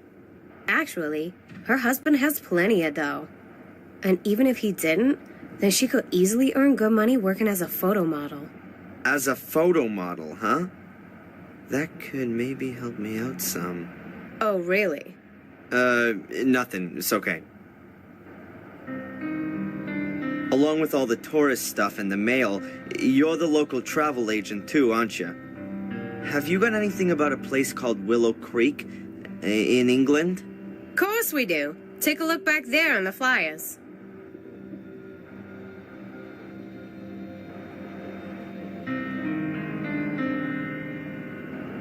The other package for Fuller, there must be photo paper in it. Could well be. Well, can I have it? Sure. No, please. The collection note?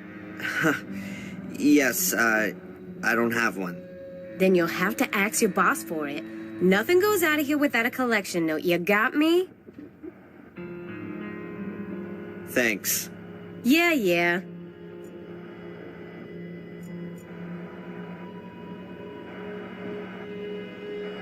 There's a few papers here.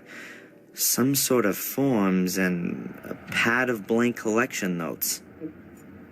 I would imagine that the enchanting Rosie might possibly have some objection to my palming a blank collection note. Hey, Rosie. Hard at work, I see. What do you want? Is there maybe a package for me there, Darren Michaels? Mm-hmm.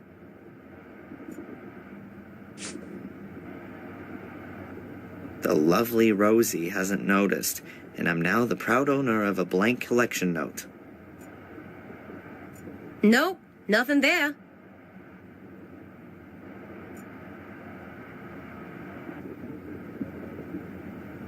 Excuse me, ma'am. Yes?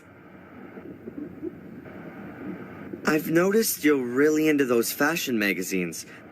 Are you a model? Me? No. You're joking. You must have at least thought about becoming a photo model.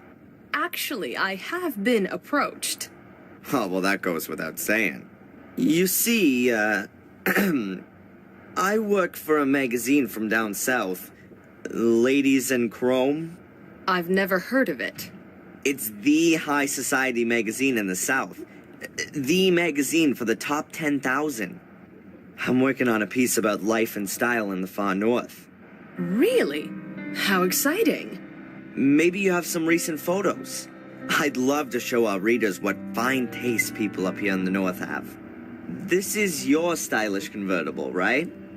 It is, and I'd be happy to be at your disposal for your story. But I don't have any photos. That shouldn't be any problem. There's an excellent photographer in town, isn't there? Fuller? You can't be serious. That savage would never be able to light me properly. Oh, so you don't know? What don't I know? Who Fuller really is. He's an internationally renowned star photographer from New Zealand. He's been living here incognito for a few years. He's working on his life's work. He's documenting normal folks' lives here in America. Of course, he's got to stay unrecognized to do that. That's... No, I can't believe that. I swear, in a few years, when he's finished his work, it'll be the photographic sensation of the decade. I can't believe it. Show me some of his pictures, then we'll see. Well, all right then. But don't run away. No way.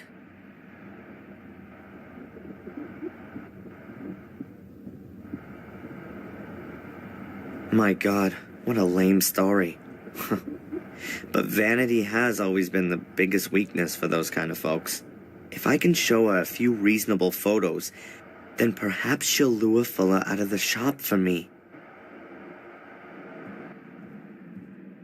2 magazines. Well thumbed through and a few months old. Hardly any text, plenty of pictures. Just the way those suckers celeb mag readers like it.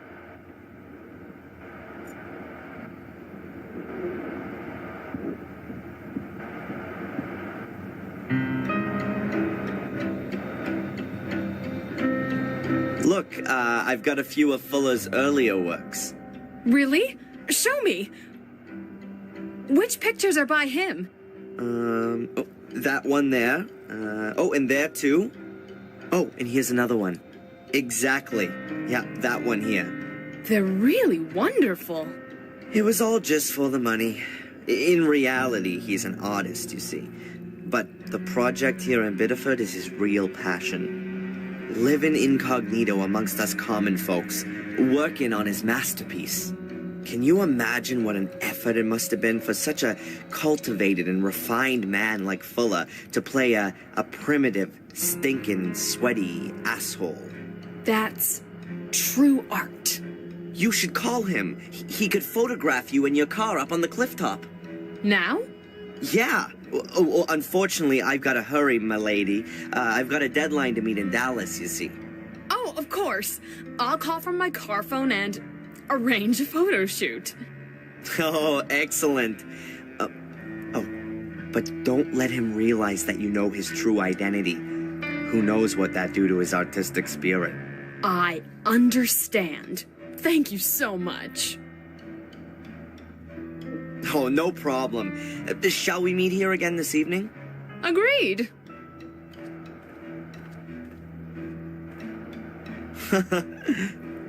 Unbelievable.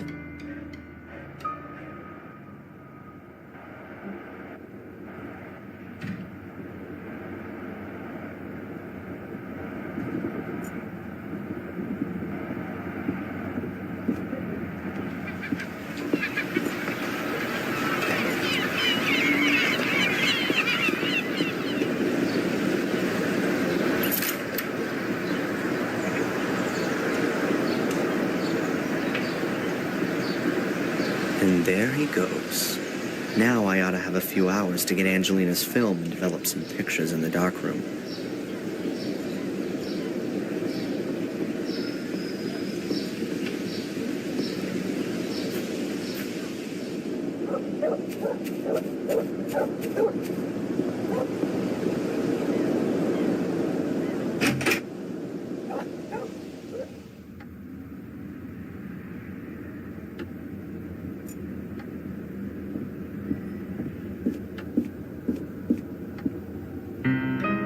All right, let's see. Okay, I know I need to enter 5 numbers. I should be able to hear if the lock clicks into place with the stethoscope. When it does, then you need to turn it in the other direction afterwards. But I need to get a move on. Fuller's had a clock built into it, so there's a time limit.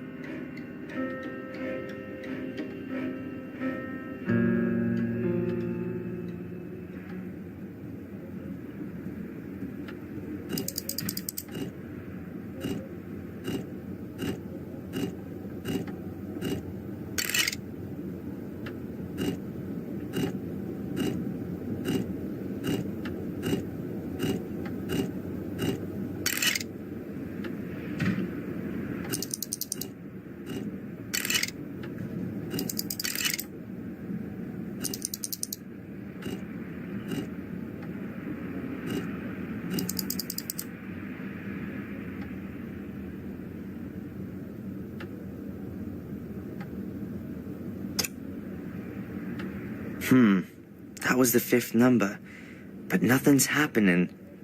The combination must be wrong. From the beginning again. The first number...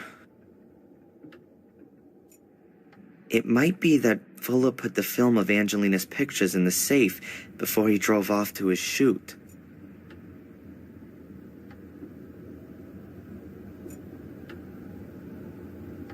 All right, let's see. Okay, I know I need to enter 5 numbers, but I need to get a move on.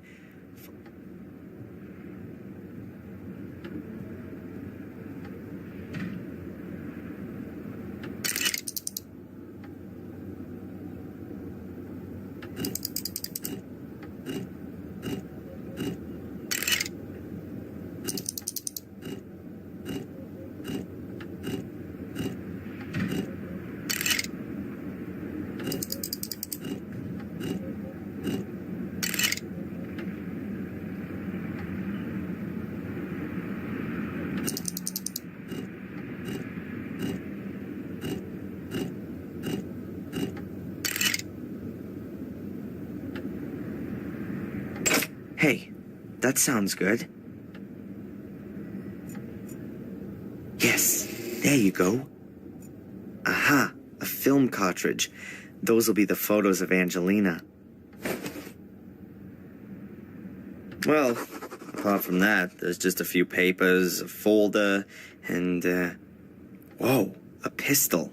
I'd better leave everything where it is. As soon as I've developed the pictures and made copies, I'll pay Angelina a visit in the hotel. I could really do with a bit of a distraction.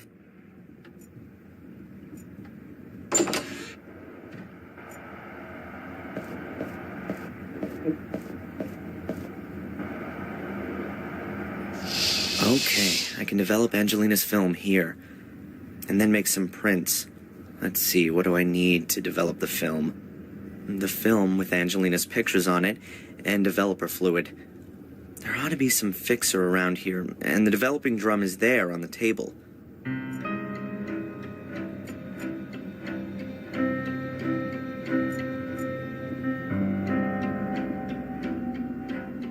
A flat dish about A3 size. If you're making photo prints in it, you have to have diluted developer in it.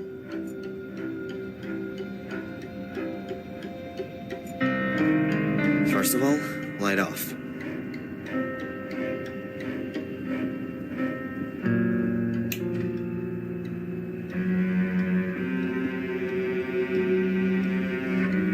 At the moment, there aren't any films I could develop.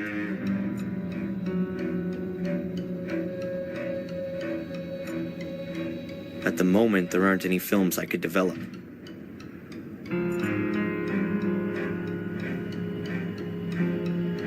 The dish for the water bath.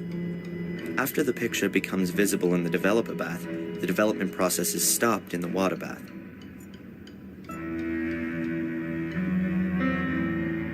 That's a photo enlarger. You put the developed film in the top and then lay a sheet of photo paper on the table below.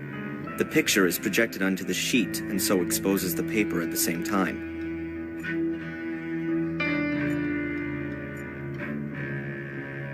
An old, rather battered locker. Water and all sorts of other liquids have splashed on its door and left their mark.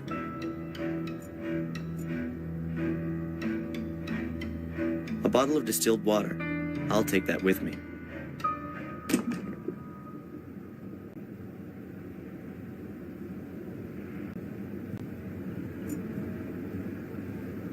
A completely normal waste bin. I'll make a note of that in case I want to throw anything away. A completely normal waste bin. I'll make...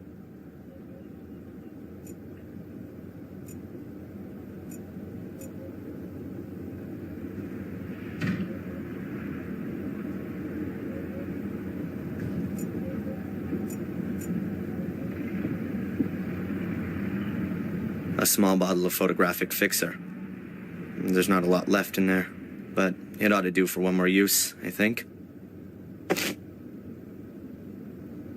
All right. Now I've got everything I need to develop the films. Let's go.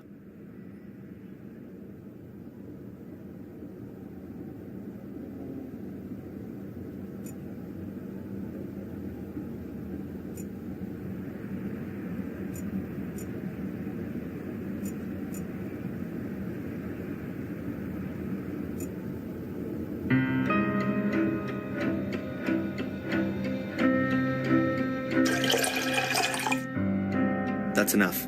The developer also has to be diluted.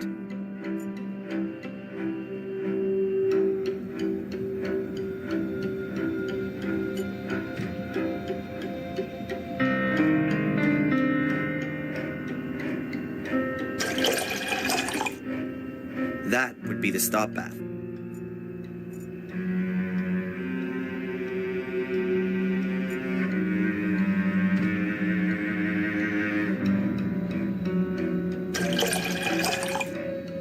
Great, just as it should be. A dish with about half an inch of diluted developer.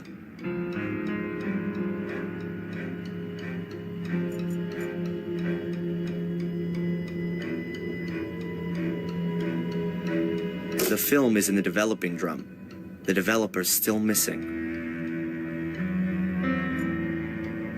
The film is in the container. I made sure that it wasn't too tightly rolled so that the film is in the container. I made sure that it wasn't too tightly rolled so that the developer fluid can reach all parts of the film's surface.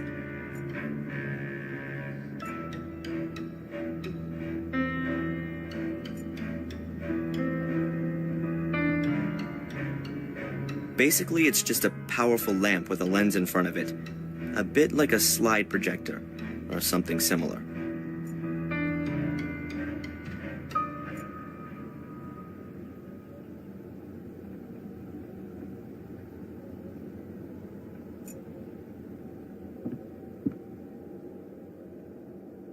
Good. Now the developer's oxidizing. It gives off electrons, which are then picked up by the silver ions in the light-sensitive layer of the film. The more light that falls on a location, the stronger the reaction, and so the place then turns darker. In short, the film is now being developed.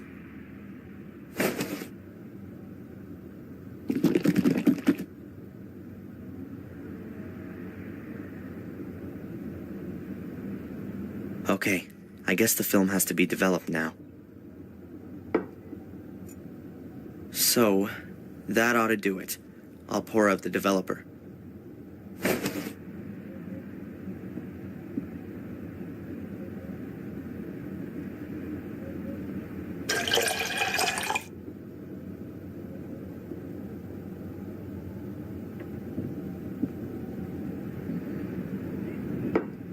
Now the fixer's gotta go in to stop the film from keeping on developing.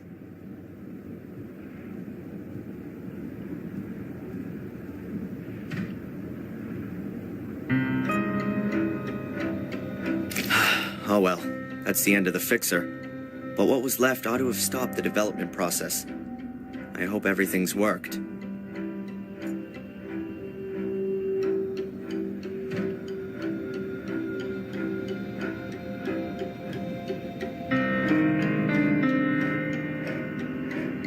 So far, so good. The film's developed.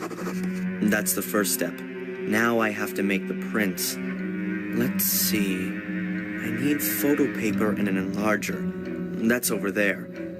Then I need developer. There's still enough in the bottle.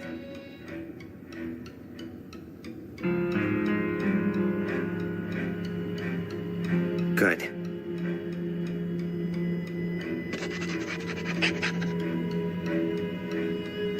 I filled it out. One package for Fuller at his address. I hope that does it.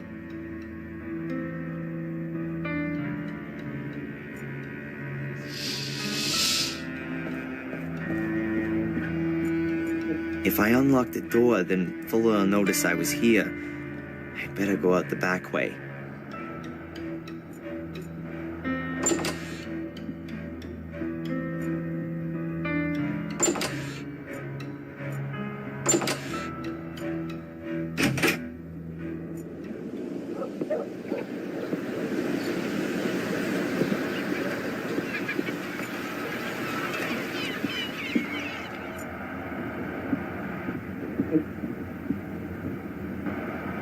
Hey, Rosie.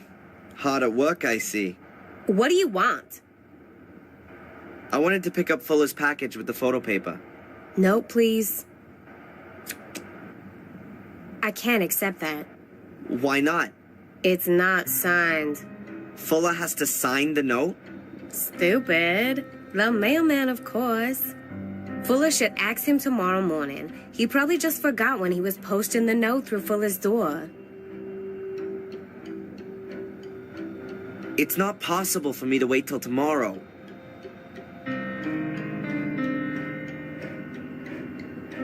Thanks. Yeah. Now I wonder, there might be a mention of this Willow Creek place in these travel guides.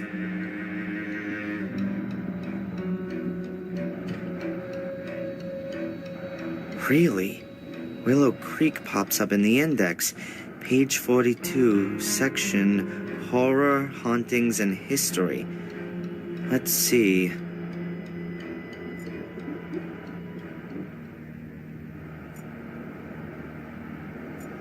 There it is. Only a small box. Willow Creek on the trail of the killer. Willow Creek on the trail of a killer. Fans of the macabre will certainly get their money's worth in Willow Creek, for in this sleepy little English town is where you can wander in the footsteps of Samuel Gordon, the Worcestershire Ripper, the scion of one of England's oldest families. The Gordon's castle lies close to the town, but is unfortunately not open for guided tours. Murdered 5 people in 1981. Among these was Victor Valley, who was just 12 years old. The Willow Creek Museum awaits the horror-friendly visitor with a permanent display relating to the murders, as well as guided tours from April through to October. Charming little town. And from this horror resort is where my mom gets her monthly payments. Wonderful. I don't want to read that again. The Worcestershire, whatever, Shire Ripper. 5 dead. Guided tours through the pools of blood. Ugh. Not interested.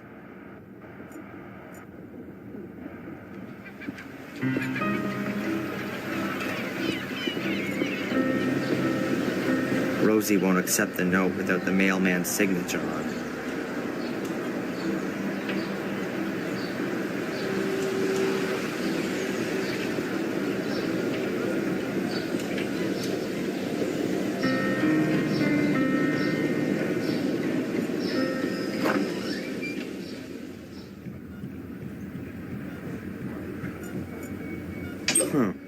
The news of my mother's accident seems to have spread quickly.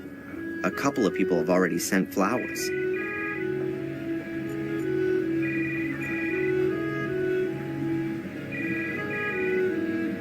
So many greetings and get well wishes. I think she's very active in the community, and she's probably got a lot of new friends here. Lots of different people have sent my mother cards. This one's signed P. Puck. Wait a minute. That's the mailman.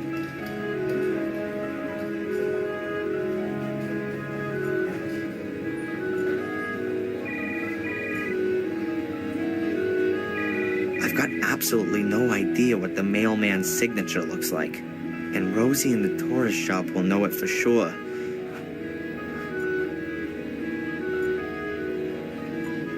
The mailman signed it, so now I've got a sample. I think I could forge his signature really well.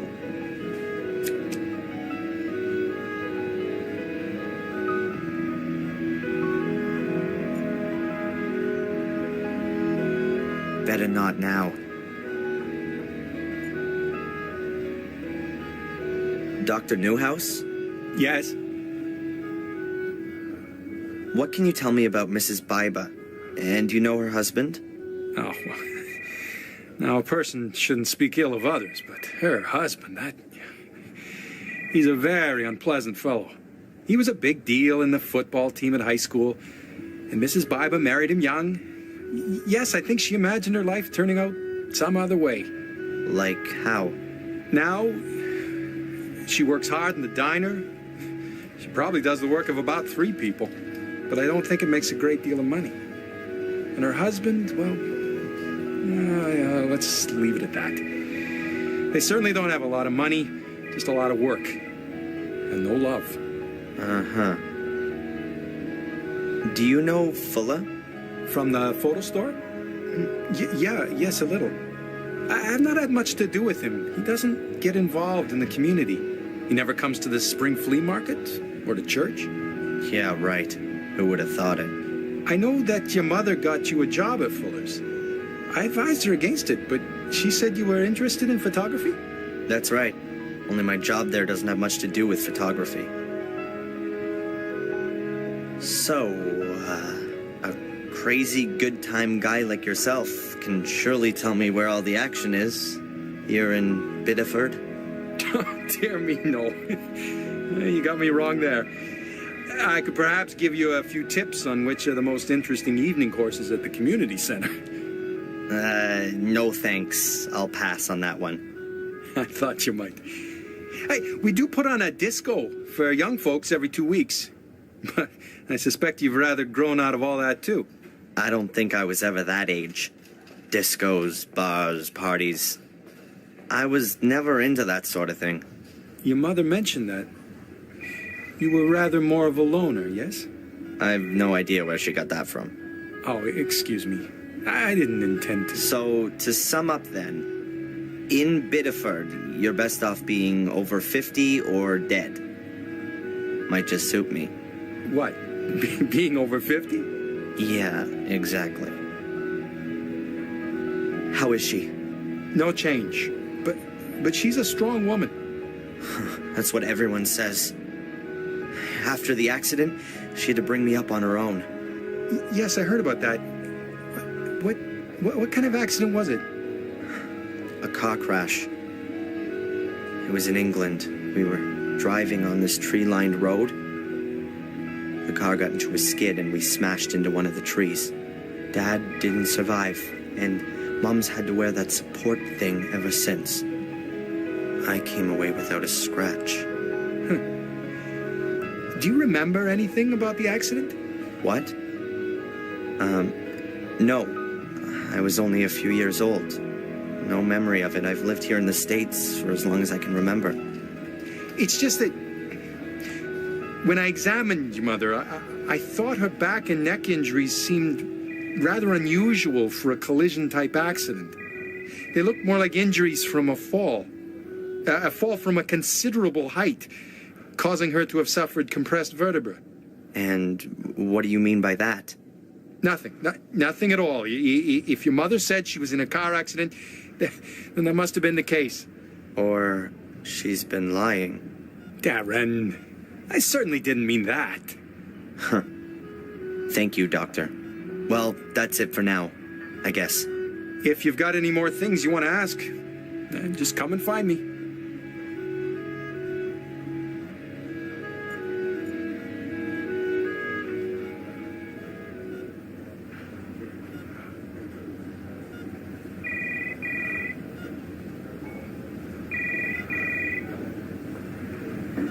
Okay, good.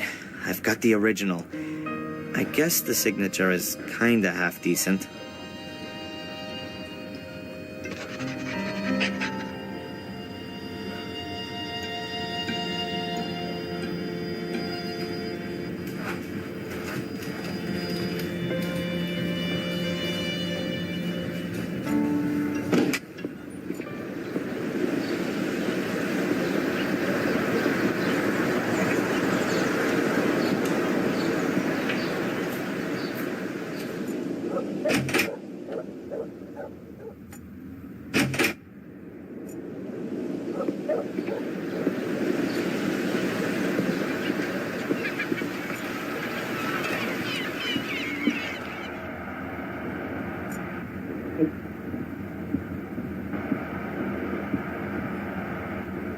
Hey, Rosie. Hard at work, I see. What do you want? I wanted to pick up Fuller's package with the photo paper. No, please. So how did you manage to scare up the old fart? Yeah, I bumped into him in the town. You were lucky. Here, Fuller's photo paper. Much obliged. Good. Now I've got everything I need to make prints of the photos.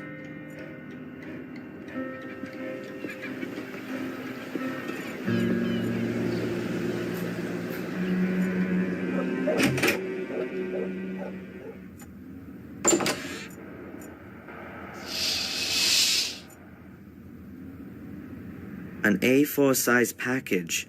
Fairly heavy. Either it really is photographic paper, or it's full as dirty mags for the week. Ah, nice. 50 sheets of top-quality photo paper.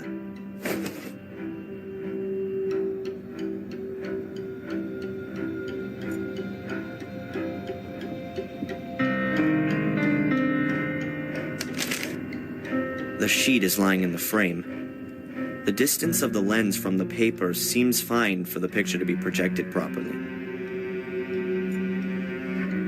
The paper's ready. Now.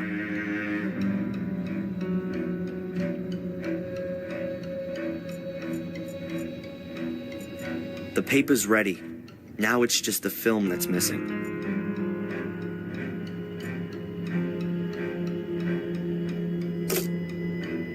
The film has been put in.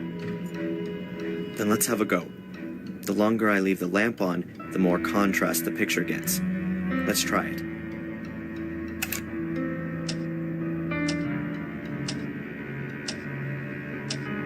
Okay, I think that's enough time.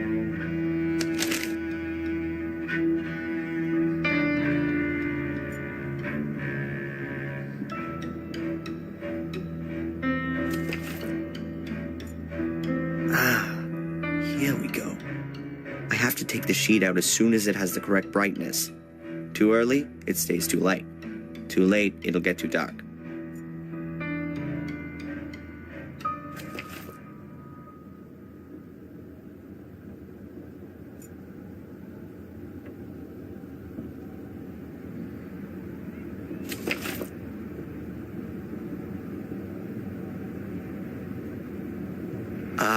The contrast is good and the brightness is right too. But the picture itself is garbage. I can't do much about that. Maybe some of the other pictures are better. Well, at least the exposure and development times seem to be right. I'll try it again.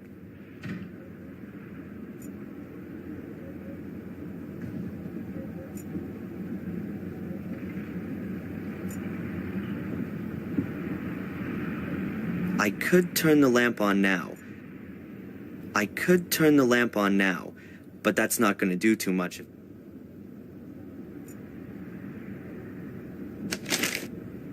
The sheet is lying in the frame. Okay then, let's try again. I have to measure the exposure time exactly. Too short and there won't be enough contrast. Too long will give me too much.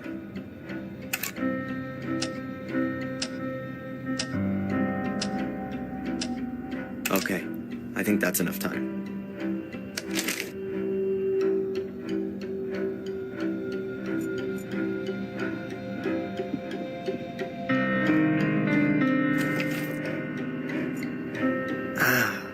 Here we go. I have to take the sheet out as soon as it has the correct brightness. Too early, it stays too light. Too late, it'll get too dark.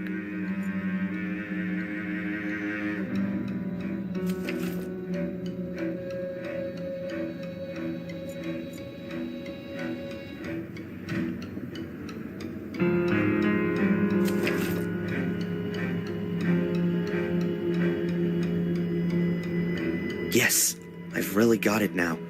Brightness and contrast are correct. If Fuller only had any idea about photography, then maybe even the picture would be good too. Maybe the next one. This could well take some time. 36 pictures and not one of them actually any good. How can a guy take a beautiful woman like Angelina and then photograph her so badly? But I can't do much about that. The pics have been snapped and I gotta take them to her at the hotel. At least I get to see her again. And it's also not my fault that the pictures are bad. What the?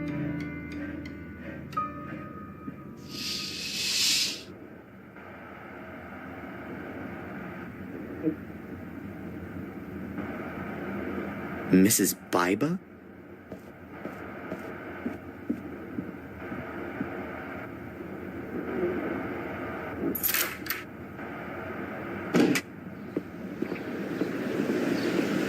Can I help you, Mrs. Biba? Is Fuller there? No, not at the moment. Then, can you give him this? Give it to him personally. As soon as he gets back. I gotta go.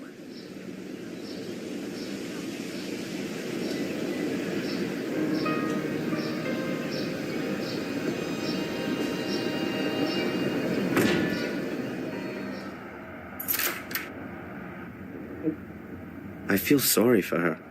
There's something not right going on here.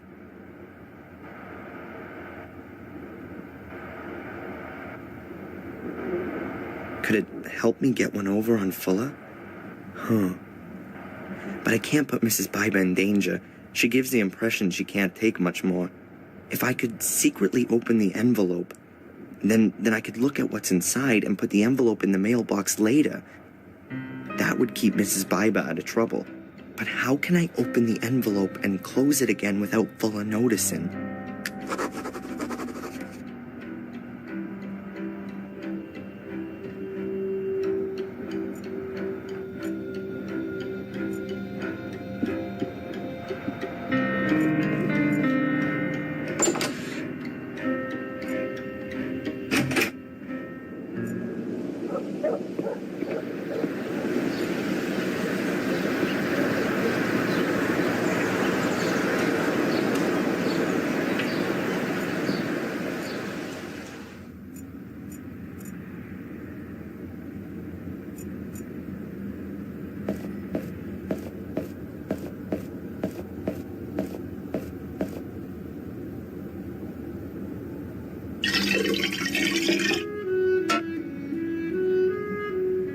The kettle's full.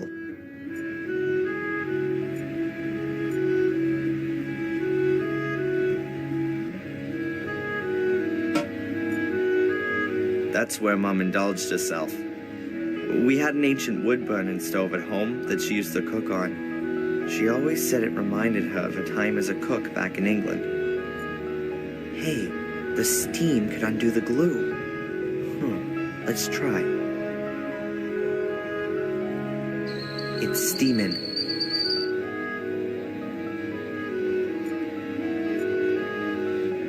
The steam's loosening the glue. Got it. The paper hasn't torn and the glue still sticks. I can reseal the letter. But first, I want to see what's inside. Holy, that's gotta be $1,500. There's some kind of blackmailing going on here. Mrs. Biba hates Fuller, and she didn't want her husband to see that I gave her a letter from him this morning. It would seem he knows nothing about it. But what's it about? Sex? Ugh, surely not with Fuller. Something to do with the diner, or from Biba's past? I'd love to send Fuller off to jail for blackmail. But first I gotta find out what he's blackmailing Mrs. Biba with. But tomorrow's another day. I'll put the letter in Fuller's mailbox and get myself ready for my date with Angelina.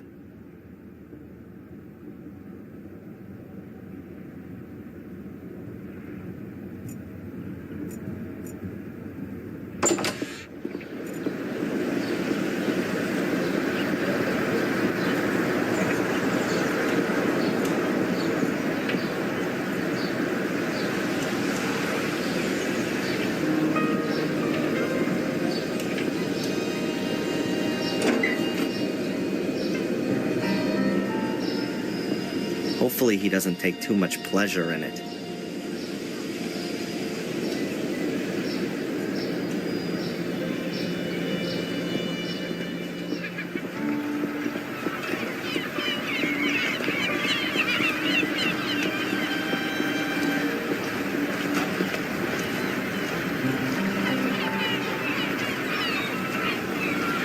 The hotel seems to have few guests.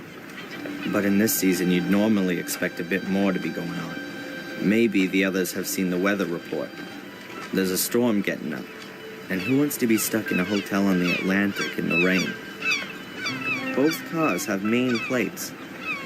So maybe they aren't even guests. Or maybe they're rental cars.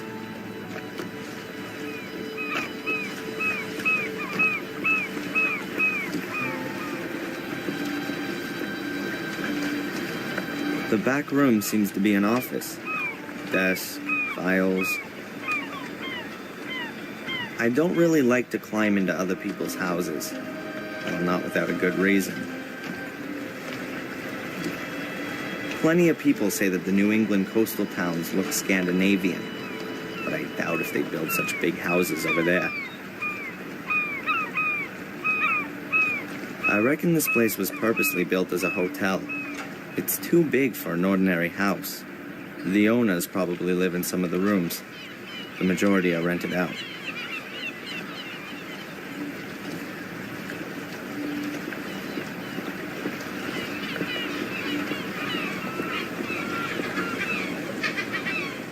Looks very cozy.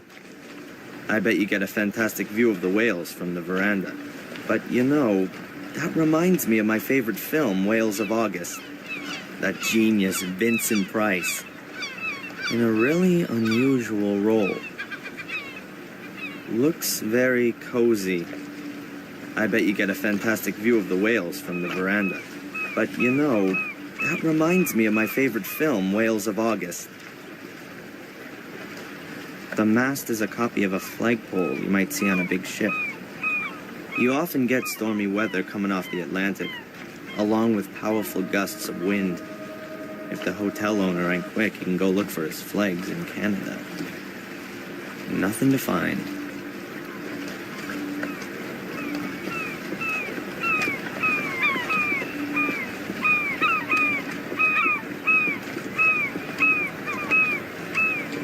It's not exactly like the Florida or Californian beaches. The water here is way too cold to swim in it for long. I'm not climbing down there without a good reason.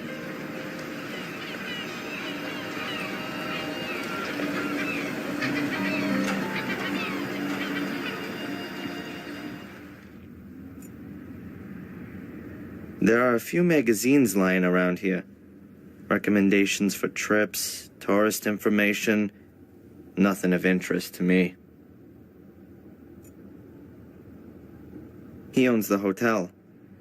There are many small family-run hotels in this area.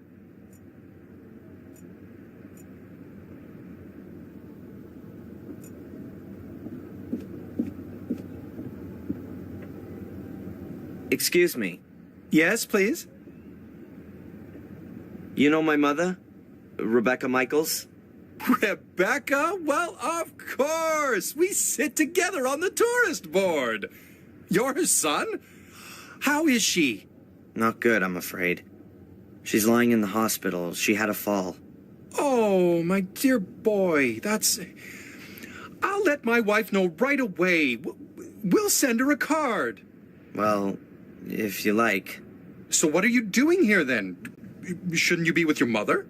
I'm gonna go see her again later. Well, please, give her our best wishes. Yes, of course.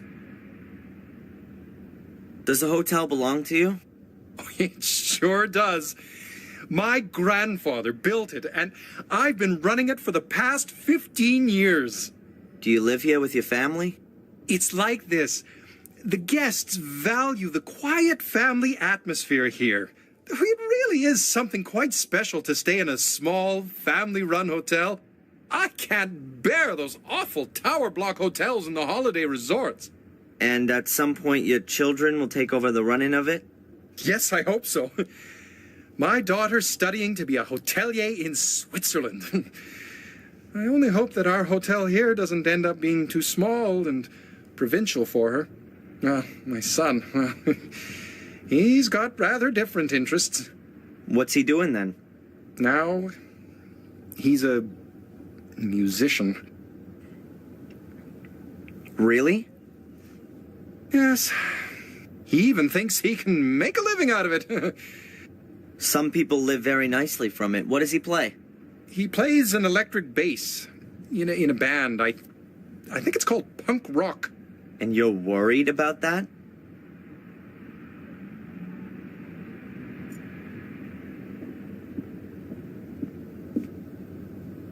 I should be looking after my mother or beating the crap out of Fuller's fat face. But instead, I'm standing here with a stomach full of butterflies. I don't know what it is about her, but man, I got it bad. All right, let's go. Come in.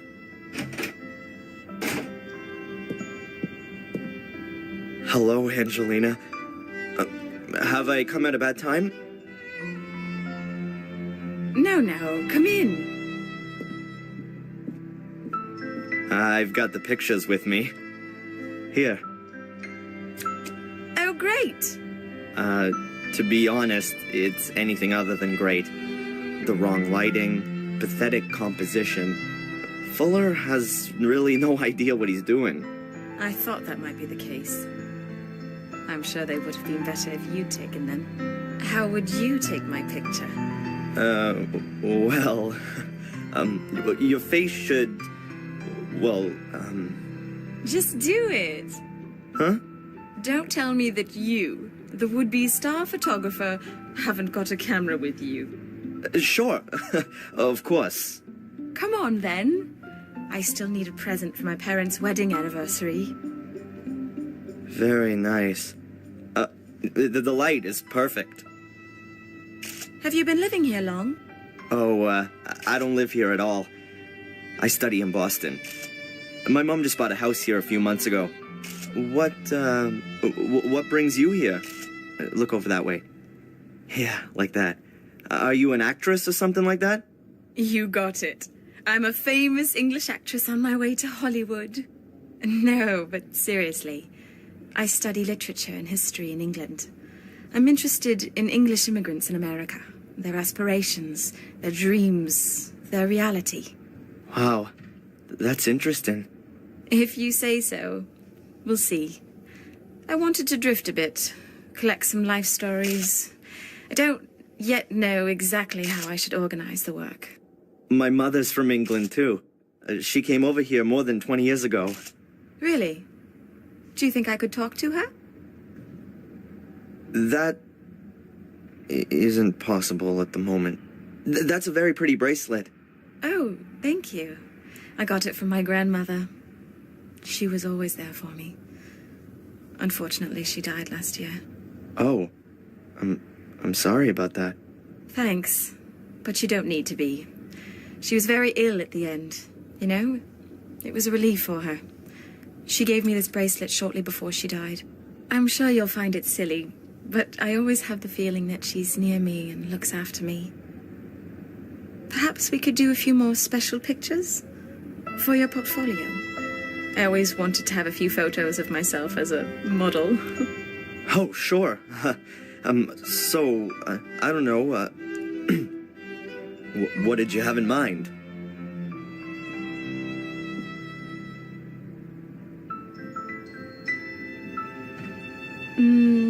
I thought maybe like this.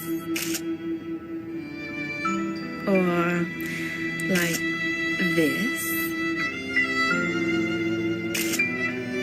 Or like this.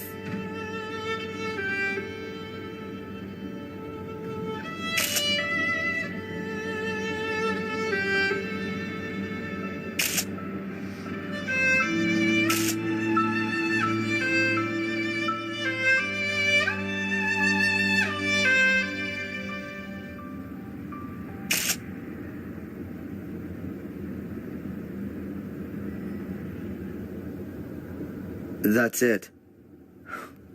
The film is full. Oh, shame. I was just getting warmed up. What do you say we go for a meal? Actually, I'm not hungry yet, but... Tonight.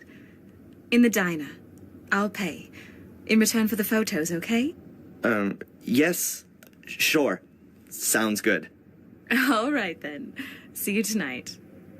Can you develop the pictures by then? Yeah, yeah, no problem. I'm looking forward to it.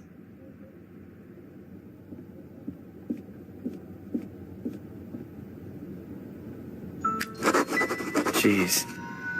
That was certainly something. Yes, Miss Angelina Morgan has a room here. Would you like to leave her a message, or would you like to go out? How many nights has she booked? Damn. No more pictures on the film. I'm sorry, sir, but you'll have to ask Miss Morgan herself. I can't. All right. Brown comb-back hair, a long straight nose, eyes close together. Which room is she in, then? I'll inform her that you're here. Mr... That won't be necessary. I'll come back later. Thin lips, sallow skin, angular face, pointed chin. But please, don't tell her I was here. It's supposed to be a surprise.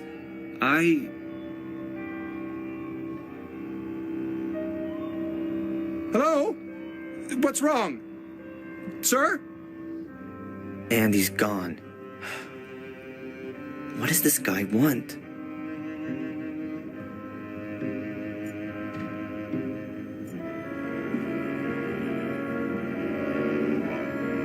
Excuse me.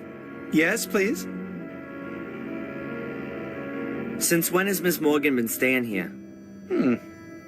You seem to be her friend. Ask her yourself. We run a very discreet hotel here. Would that be the case if I were to leave a 20 on your counter? Sorry? Nothing. This guy, the one who was asking about Miss Morgan, had you seen him before? Sorry, no. He came in and asked me a few questions. Then he disappeared. A strange fellow. Do you know him? No, but I think he shouldn't be let near Miss Morgan. Of course not. I call upstairs, and only when the young lady agrees do I let him up. And he can't come creeping around here? Well, that possibility can't be completely excluded. But you can only open the doors from outside with a key. Well, great. I need to develop the pictures before my date, but I can't get into Fuller's darkroom anymore. So I'll have to get by with just domestic items. Mom's bathroom will make a great substitute darkroom. I've still got the remains of the photo paper. And I've got developer. I need a red light, 2 flat dishes, and a little acid to use as a fixer. And something to do the exposing with. A projector, for example. I'll write everything down so I don't forget anything. What a day.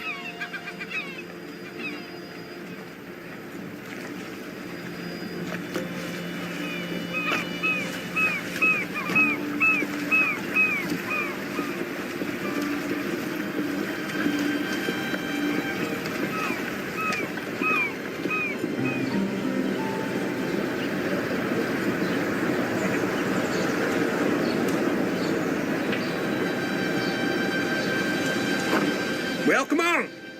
Come on in. Take a look around. Buy something. Thanks. Ah, a young man. You a soldier? Bit slow on the uptake. Have you served? Sir, no, sir. Ah, so you want to put me on, do you? Find something for yourself and then beat it.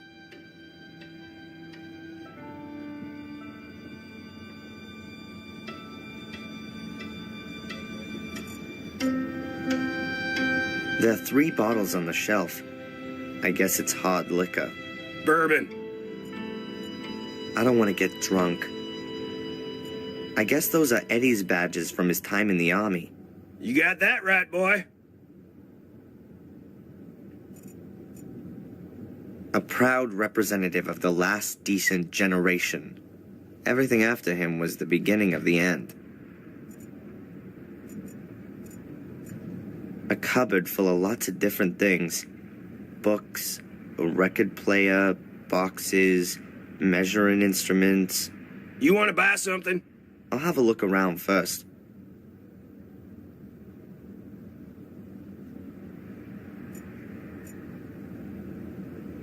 Yep, it's famous. I've seen this picture hundreds of times before.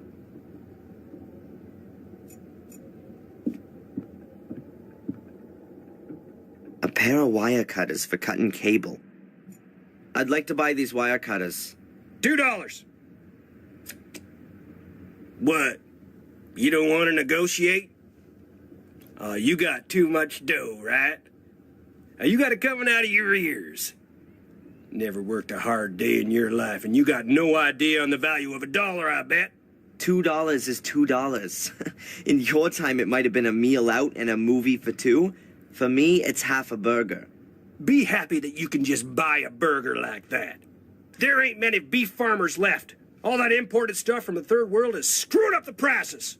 And pretty soon you won't be seeing a single lonesome cowboy herding steers across the prairie and singing those old trail songs around the campfire. Oh. Yeah. Typical youth humor.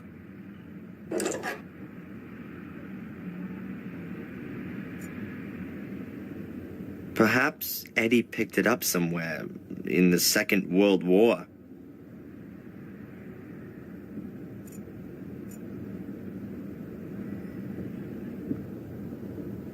I prefer my Star Wars figures. Is Lucas ever gonna make the fourth part? They look like bazookas. Hopefully they're just replicas. I hope not.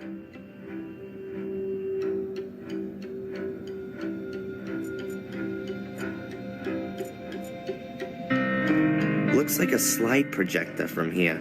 Correct. Shelves of useless junk. If you're just gonna bitch, then get lost.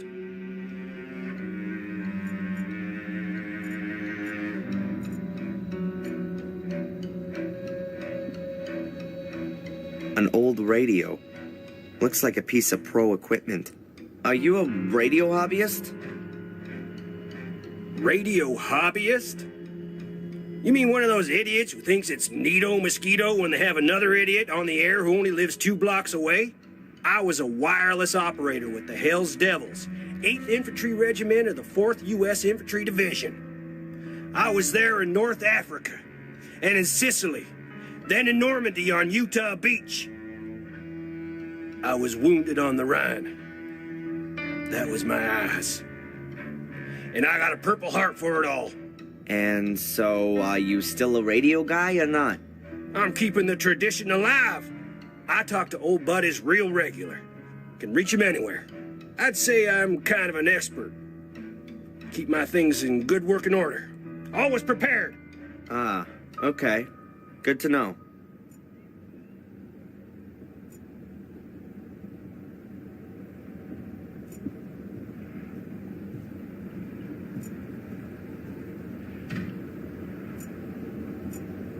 The junk shop owner.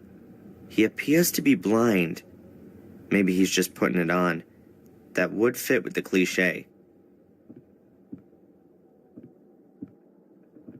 Tell me, why haven't you served in the military? Over there in Iraq, they could use whoever they can get. In Iraq? The war finished 2 years ago? Well, you don't say. Read my lips. President Bush is going to bring that Saddam to justice. Sure. You know that Bush is no longer the president, right? Well, he'll still bring him to justice. Where there's a will, there's a way. Yeah.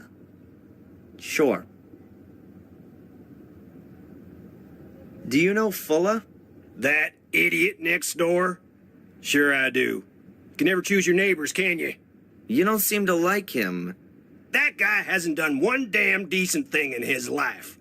Lazy bastard just sits around in his store, has his mommy wipe his ass for him, and lets the place fall apart down around his ears. Heed my words. He represents everything that's wrong with this country. You got that right. From World War II, everything's just been downhill, yeah? Pity we haven't got any decent wars still going on. They've even ditched the draft. Go ahead. You just make fun of it all, boy. A good licking or a couple of tours in Vietnam, that wouldn't be such a... What do you mean, such a? Nothing. The guy's a pig. There's something not right about him. He's hiding something, I'm telling you. And who are you? Is this your shop? No. I just busted in here and you've surprised me, just as I was about to clear the place out. Oh, how amusing. How long you been waiting to roll that one out? Your generation lacks respect for its elders. I fought for you to live here. I spilt my blood for you. And I'll pay your pension. So we're quits, Mr... Edward D. Warren. Ed for short. Or Eddie to my friends. Hello, Eddie. I'm Darren. Nice shop you got here. In my time, it wasn't customary to speak to older folks using their first name. But we're living in my time now, aren't we, Ed? I think you should find whatever it is you're after, and then scram. Just like I thought. Play the good citizen, but still chase after every dollar, like the devil chases souls.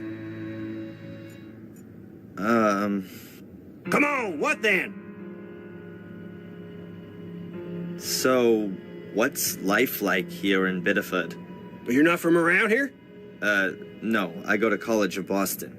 Oh, so you're an intellectual then? Some sort of desk guy, an egghead who just talks clever all day? No, I'm... Then you're the artistic type. Some depressive junkie? You're fixing your problems with a self-help group, right? No, I'm studying physics. Well, we sure need that stuff. So what brings you here? I'm visiting my mother over the semester vacation. She's been living here a few months now. Rebecca Michaels? Oh, well, nice to meet you, Rebecca. Oh, man. How do you get on? I'm blind. How the hell do you think I get on? You idiot. Does it hinder you a lot? Well, sometimes. If I need to look something up. Looky here. I'm supposed to figure out what this coin's worth, and I got no idea. It's a rare piece, but it's pretty worn out. Can I help you with it? Oh, sure, kid. If you think I'll fall for that, I give you the coin, you run out the door like a punk. I ain't stupid. Yeah. My mother's in the hospital here. And? Do you think she'll be in good hands there? Well, is she sick? She won't be in bad hands if she's in a hospital. No, I meant, are the doctors here any good? Well, how should I know? Do you think just 'cause I'm old I run off to the doctor and complain every day? I haven't been to see no quack in years. I'm as fit as a fiddle. Yeah. People were made of better, stronger stuff in the past, right? Yeah. Get to my age and then we'll talk about it. About the slide projector over there? I won't sell. Could you perhaps lend it to me? Why should I? Because you want to help a young man trying to improve himself.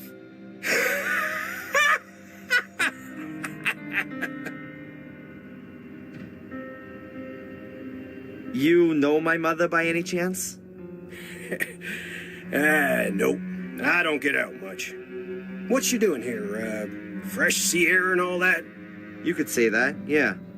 A quiet place to retire.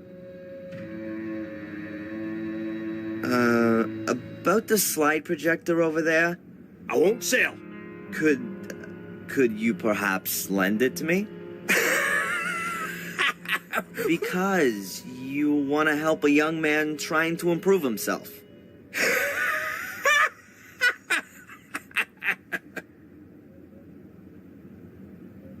How you getting on with the coin? You got nothing better to do than annoying me? If I find out the price of the coin for you, will you stop behaving like an ass? Can't promise. Show it to me. You can keep it in your hand. A woman's profile, a few stars and numbers. Have you got something like a coin catalog? Yeah, it's on the counter. Oh, boy.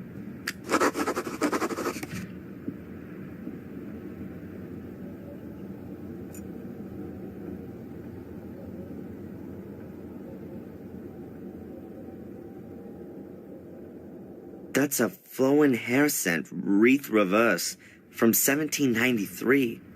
$2,400. Not bad. $2,400. I'll offer him $800. The seller's an idiot. Thanks. I owe you one. Oh, I'm happy to help old, disabled people. Put one over on the other folks. You're welcome. Perhaps, you could do me another favor right away. I lost my cane. You've done what? How can you lose a cane? Not how you think. I was playing poker and, had a slam dunk hand. But how could I know that that idiot from the hotel had a straight flush? You bet your cane and lost. Yeah. Who's got it now? The owner of the Wild Coast Hotel. All right, then. I gotta pass by there anyway, so I'll ask him. Thanks.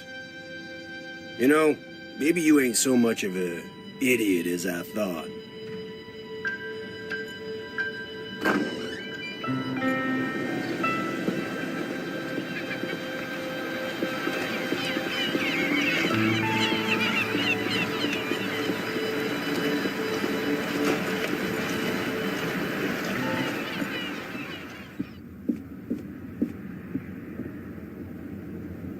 Excuse me. Yes, please? I've heard that you have poker games here every now and again. Could I maybe sit in on a game? I ask you, please. This is a respectable hotel. We don't condone illegal gambling.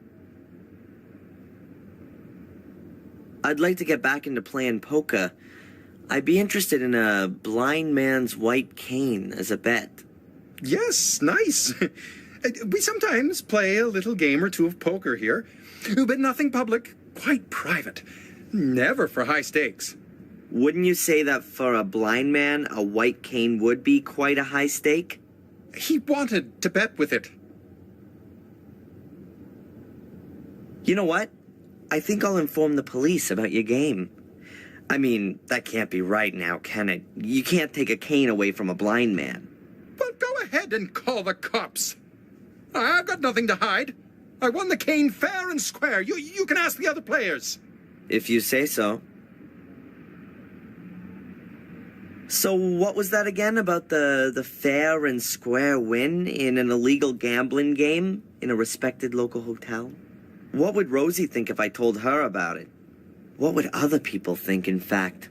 Taking the cane from a blind man. What a devious, slimy character you are. No, please, don't do that. I am sorry. I really didn't want the cane, you know. Eddie just didn't have any more dough with him, and he threw it in as a guarantee. How much did he stake on it, then? Oh, it's not worth talking about. What's $100 anyway? You seeing him today? I could give you the cane. Give him my best, and tell him he can consider it a gift from a good old friend. Well, great. I'll take it with me and pass it on to Eddie, then. And give your mother my best when she wakes up. Yeah.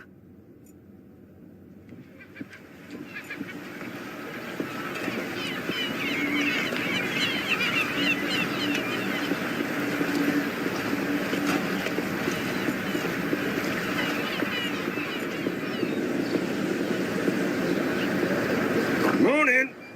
Come on. Oh, it's you. How do you know that? I thought you were blind. You stink of perfume, like a whorehouse I once visited in Lille. Smells like teen spirit. If you say so.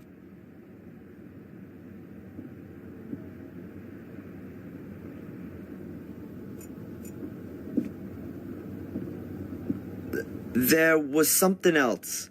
Well? Your blind man's cane. Well, thanks. You know, you're smarter than you sound. Best put it by the door.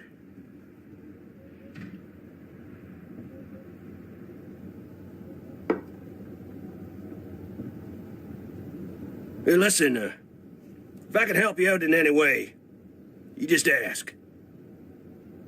About the slide projector. It ain't for sale. I don't want to buy it. I just need it for a while. I want to borrow it. I did help you with the coin and got your blind man's cane back. That's true.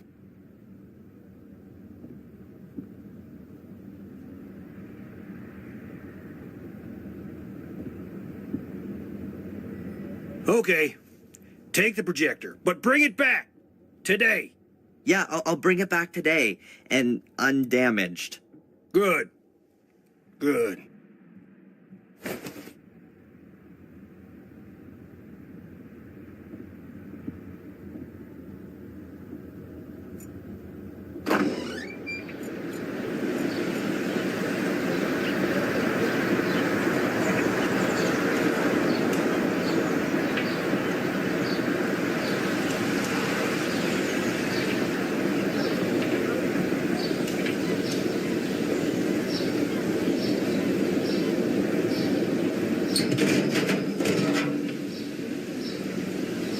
Yes, this'll do for my red light.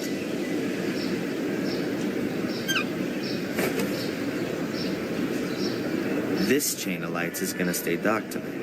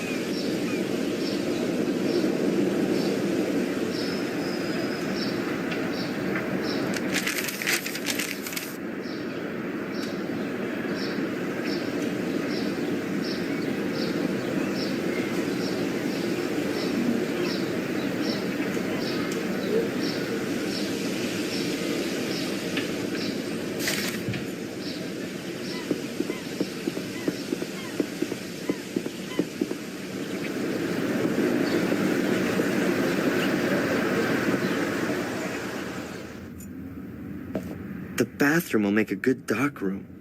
It's got no windows, and it's tiled. Perfect. Now I just need all the equipment. I need 2 bowls, a makeshift fixer, and an enlarger.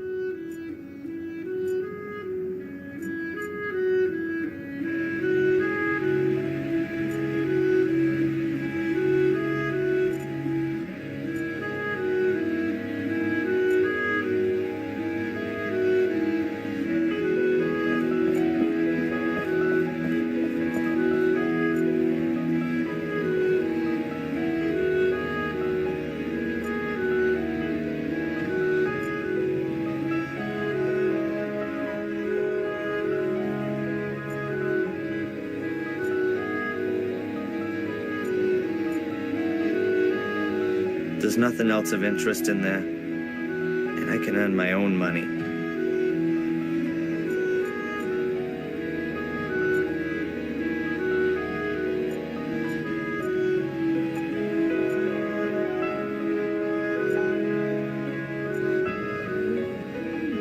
I don't think I'll find anything else here.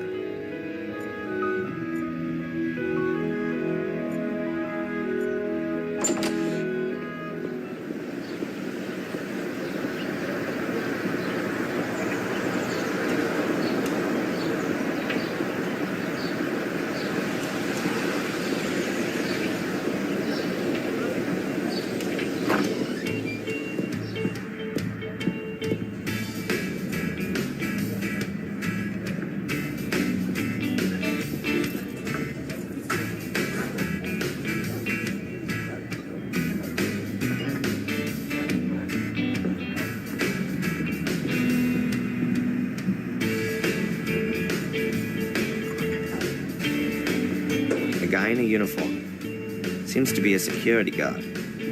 Someone who guards over other people's money for money.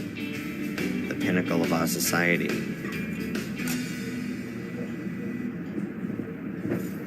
I don't want to speak to him. If I felt like some casual conversation, I'd watch a talk show.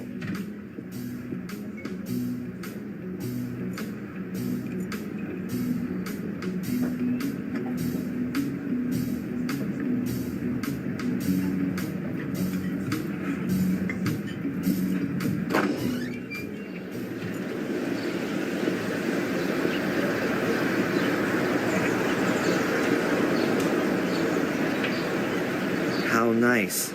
That's stinking.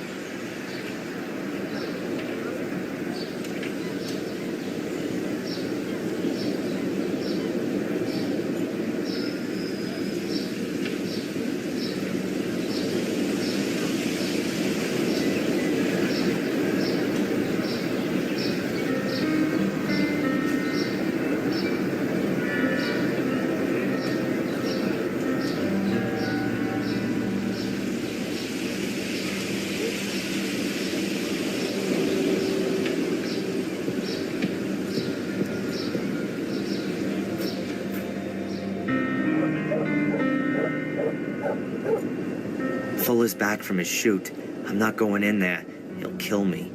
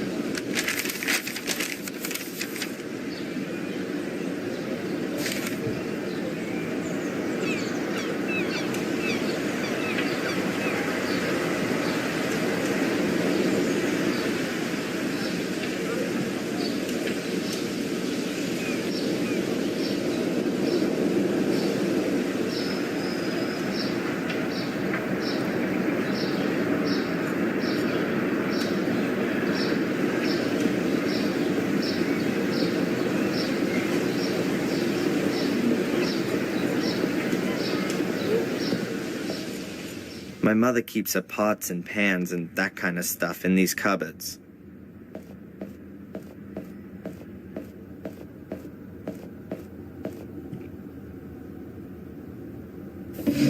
Somewhere here there was... Aha! A flat dish. Exactly what I need to develop the pictures.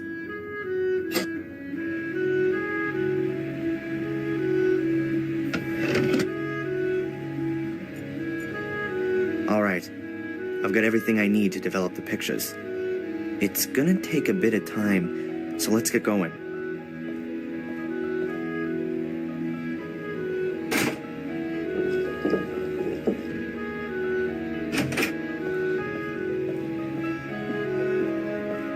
I've got the pictures. Huh, they've come out quite well, considering the conditions I had to develop them in. All the stuff that I need for developing is in the bathtub. I hope I won't be needing it for a while. I'm just gonna take Eddie's slide projector. I wish I could make some reprints of some of the pictures, but there's no more photo paper left. But I'm gonna keep at least one.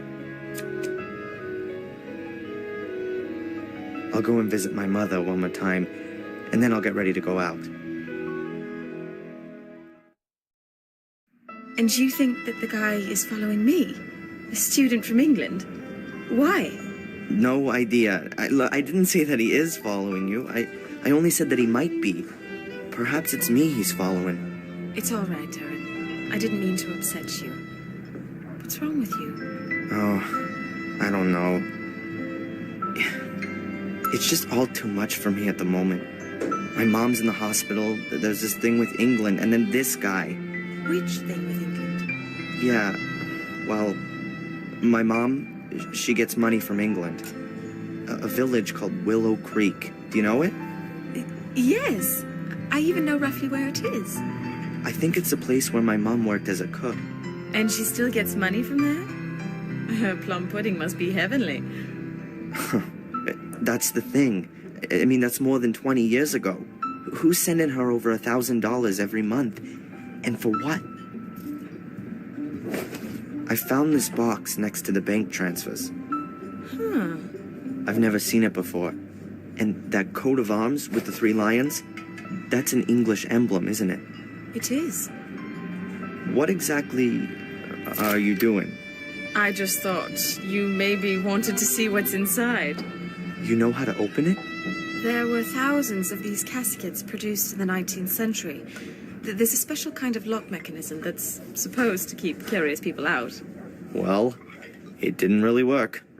What's inside?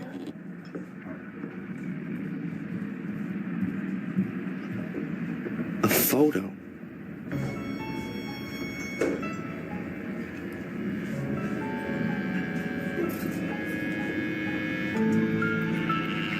A man and a woman in front of a wrought iron gate. Is that your mum? And the man, is that your father? Is there anything written on the back? Blackmere Castle, Willow Creek, England, October 1969. What's wrong? My mom. Darren? Do you think she looks 5 months pregnant?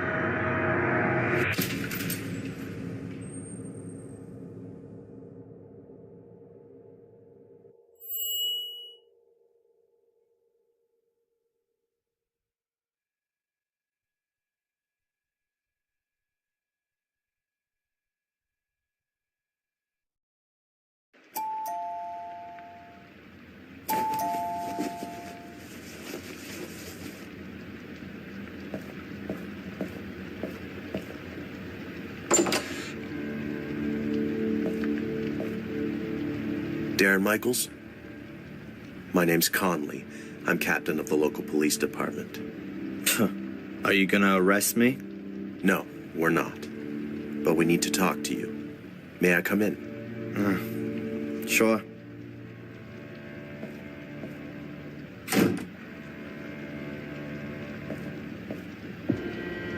So, you work in Fuller's photo studio, is that right? Not anymore. Not since yesterday. Not anymore? Why? The work atmosphere. I quit. Quit? Or were you thrown out? Was there an argument? Why? Has something happened to Fuller? Please say yes. Well, yes. Have you arrested him? Or did someone beat him up in a dark alley? Would you be happy about that? Only if it was painful. He's dead. He was stabbed to death in the early hours of the morning. We're still counting the wounds. Can you tell us anything about that? No. Nothing you'd find fitting. Someone must have been pretty angry with old Mr. Fuller. How angry were you with him, Darren? So angry that I don't feel sorry that he's dead. But I've got nothing to do with it. Look, I saw him for the last time yesterday afternoon when he threw me out. And you haven't been in the store since then? No. Darren, we found your fingerprints. Of course, I worked there. On the safe. Was that part of your job? Look, what do you want? Where were you last night? I was in Biba's diner with a friend. Correct. Angelina Morgan. You haven't known her very long, have you? Do you have to be engaged if you want to go out with a woman in this town? Very funny. Only if you did know her better, you might be able to explain why Miss Morgan murdered Mr. Fuller. What? She was practically caught red-handed. Practically? She was standing over Mr. Fuller's corpse, covered in blood. The whole thing could have only been clearer if we had a notarized, certified video of the murder. That's crazy. Perhaps she found Fuller dead and wanted to help him. That's what she claims, too. And what was she doing in Fuller's store in the middle of the night? What do I know? Ask her. We have. She says she was told to go there by a man on the phone. By the guy following her.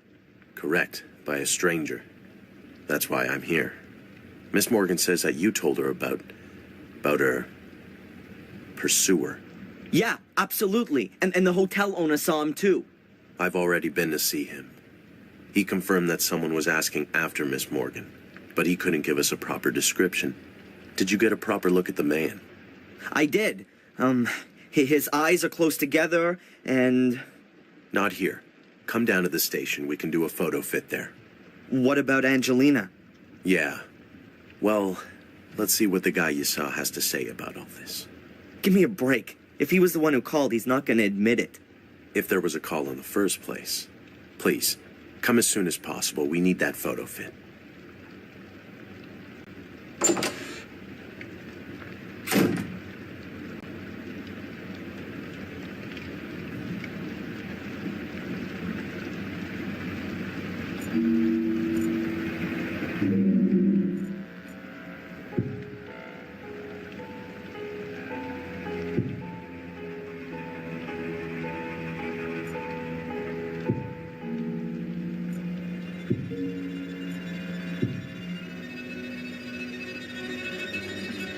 Mm-hmm.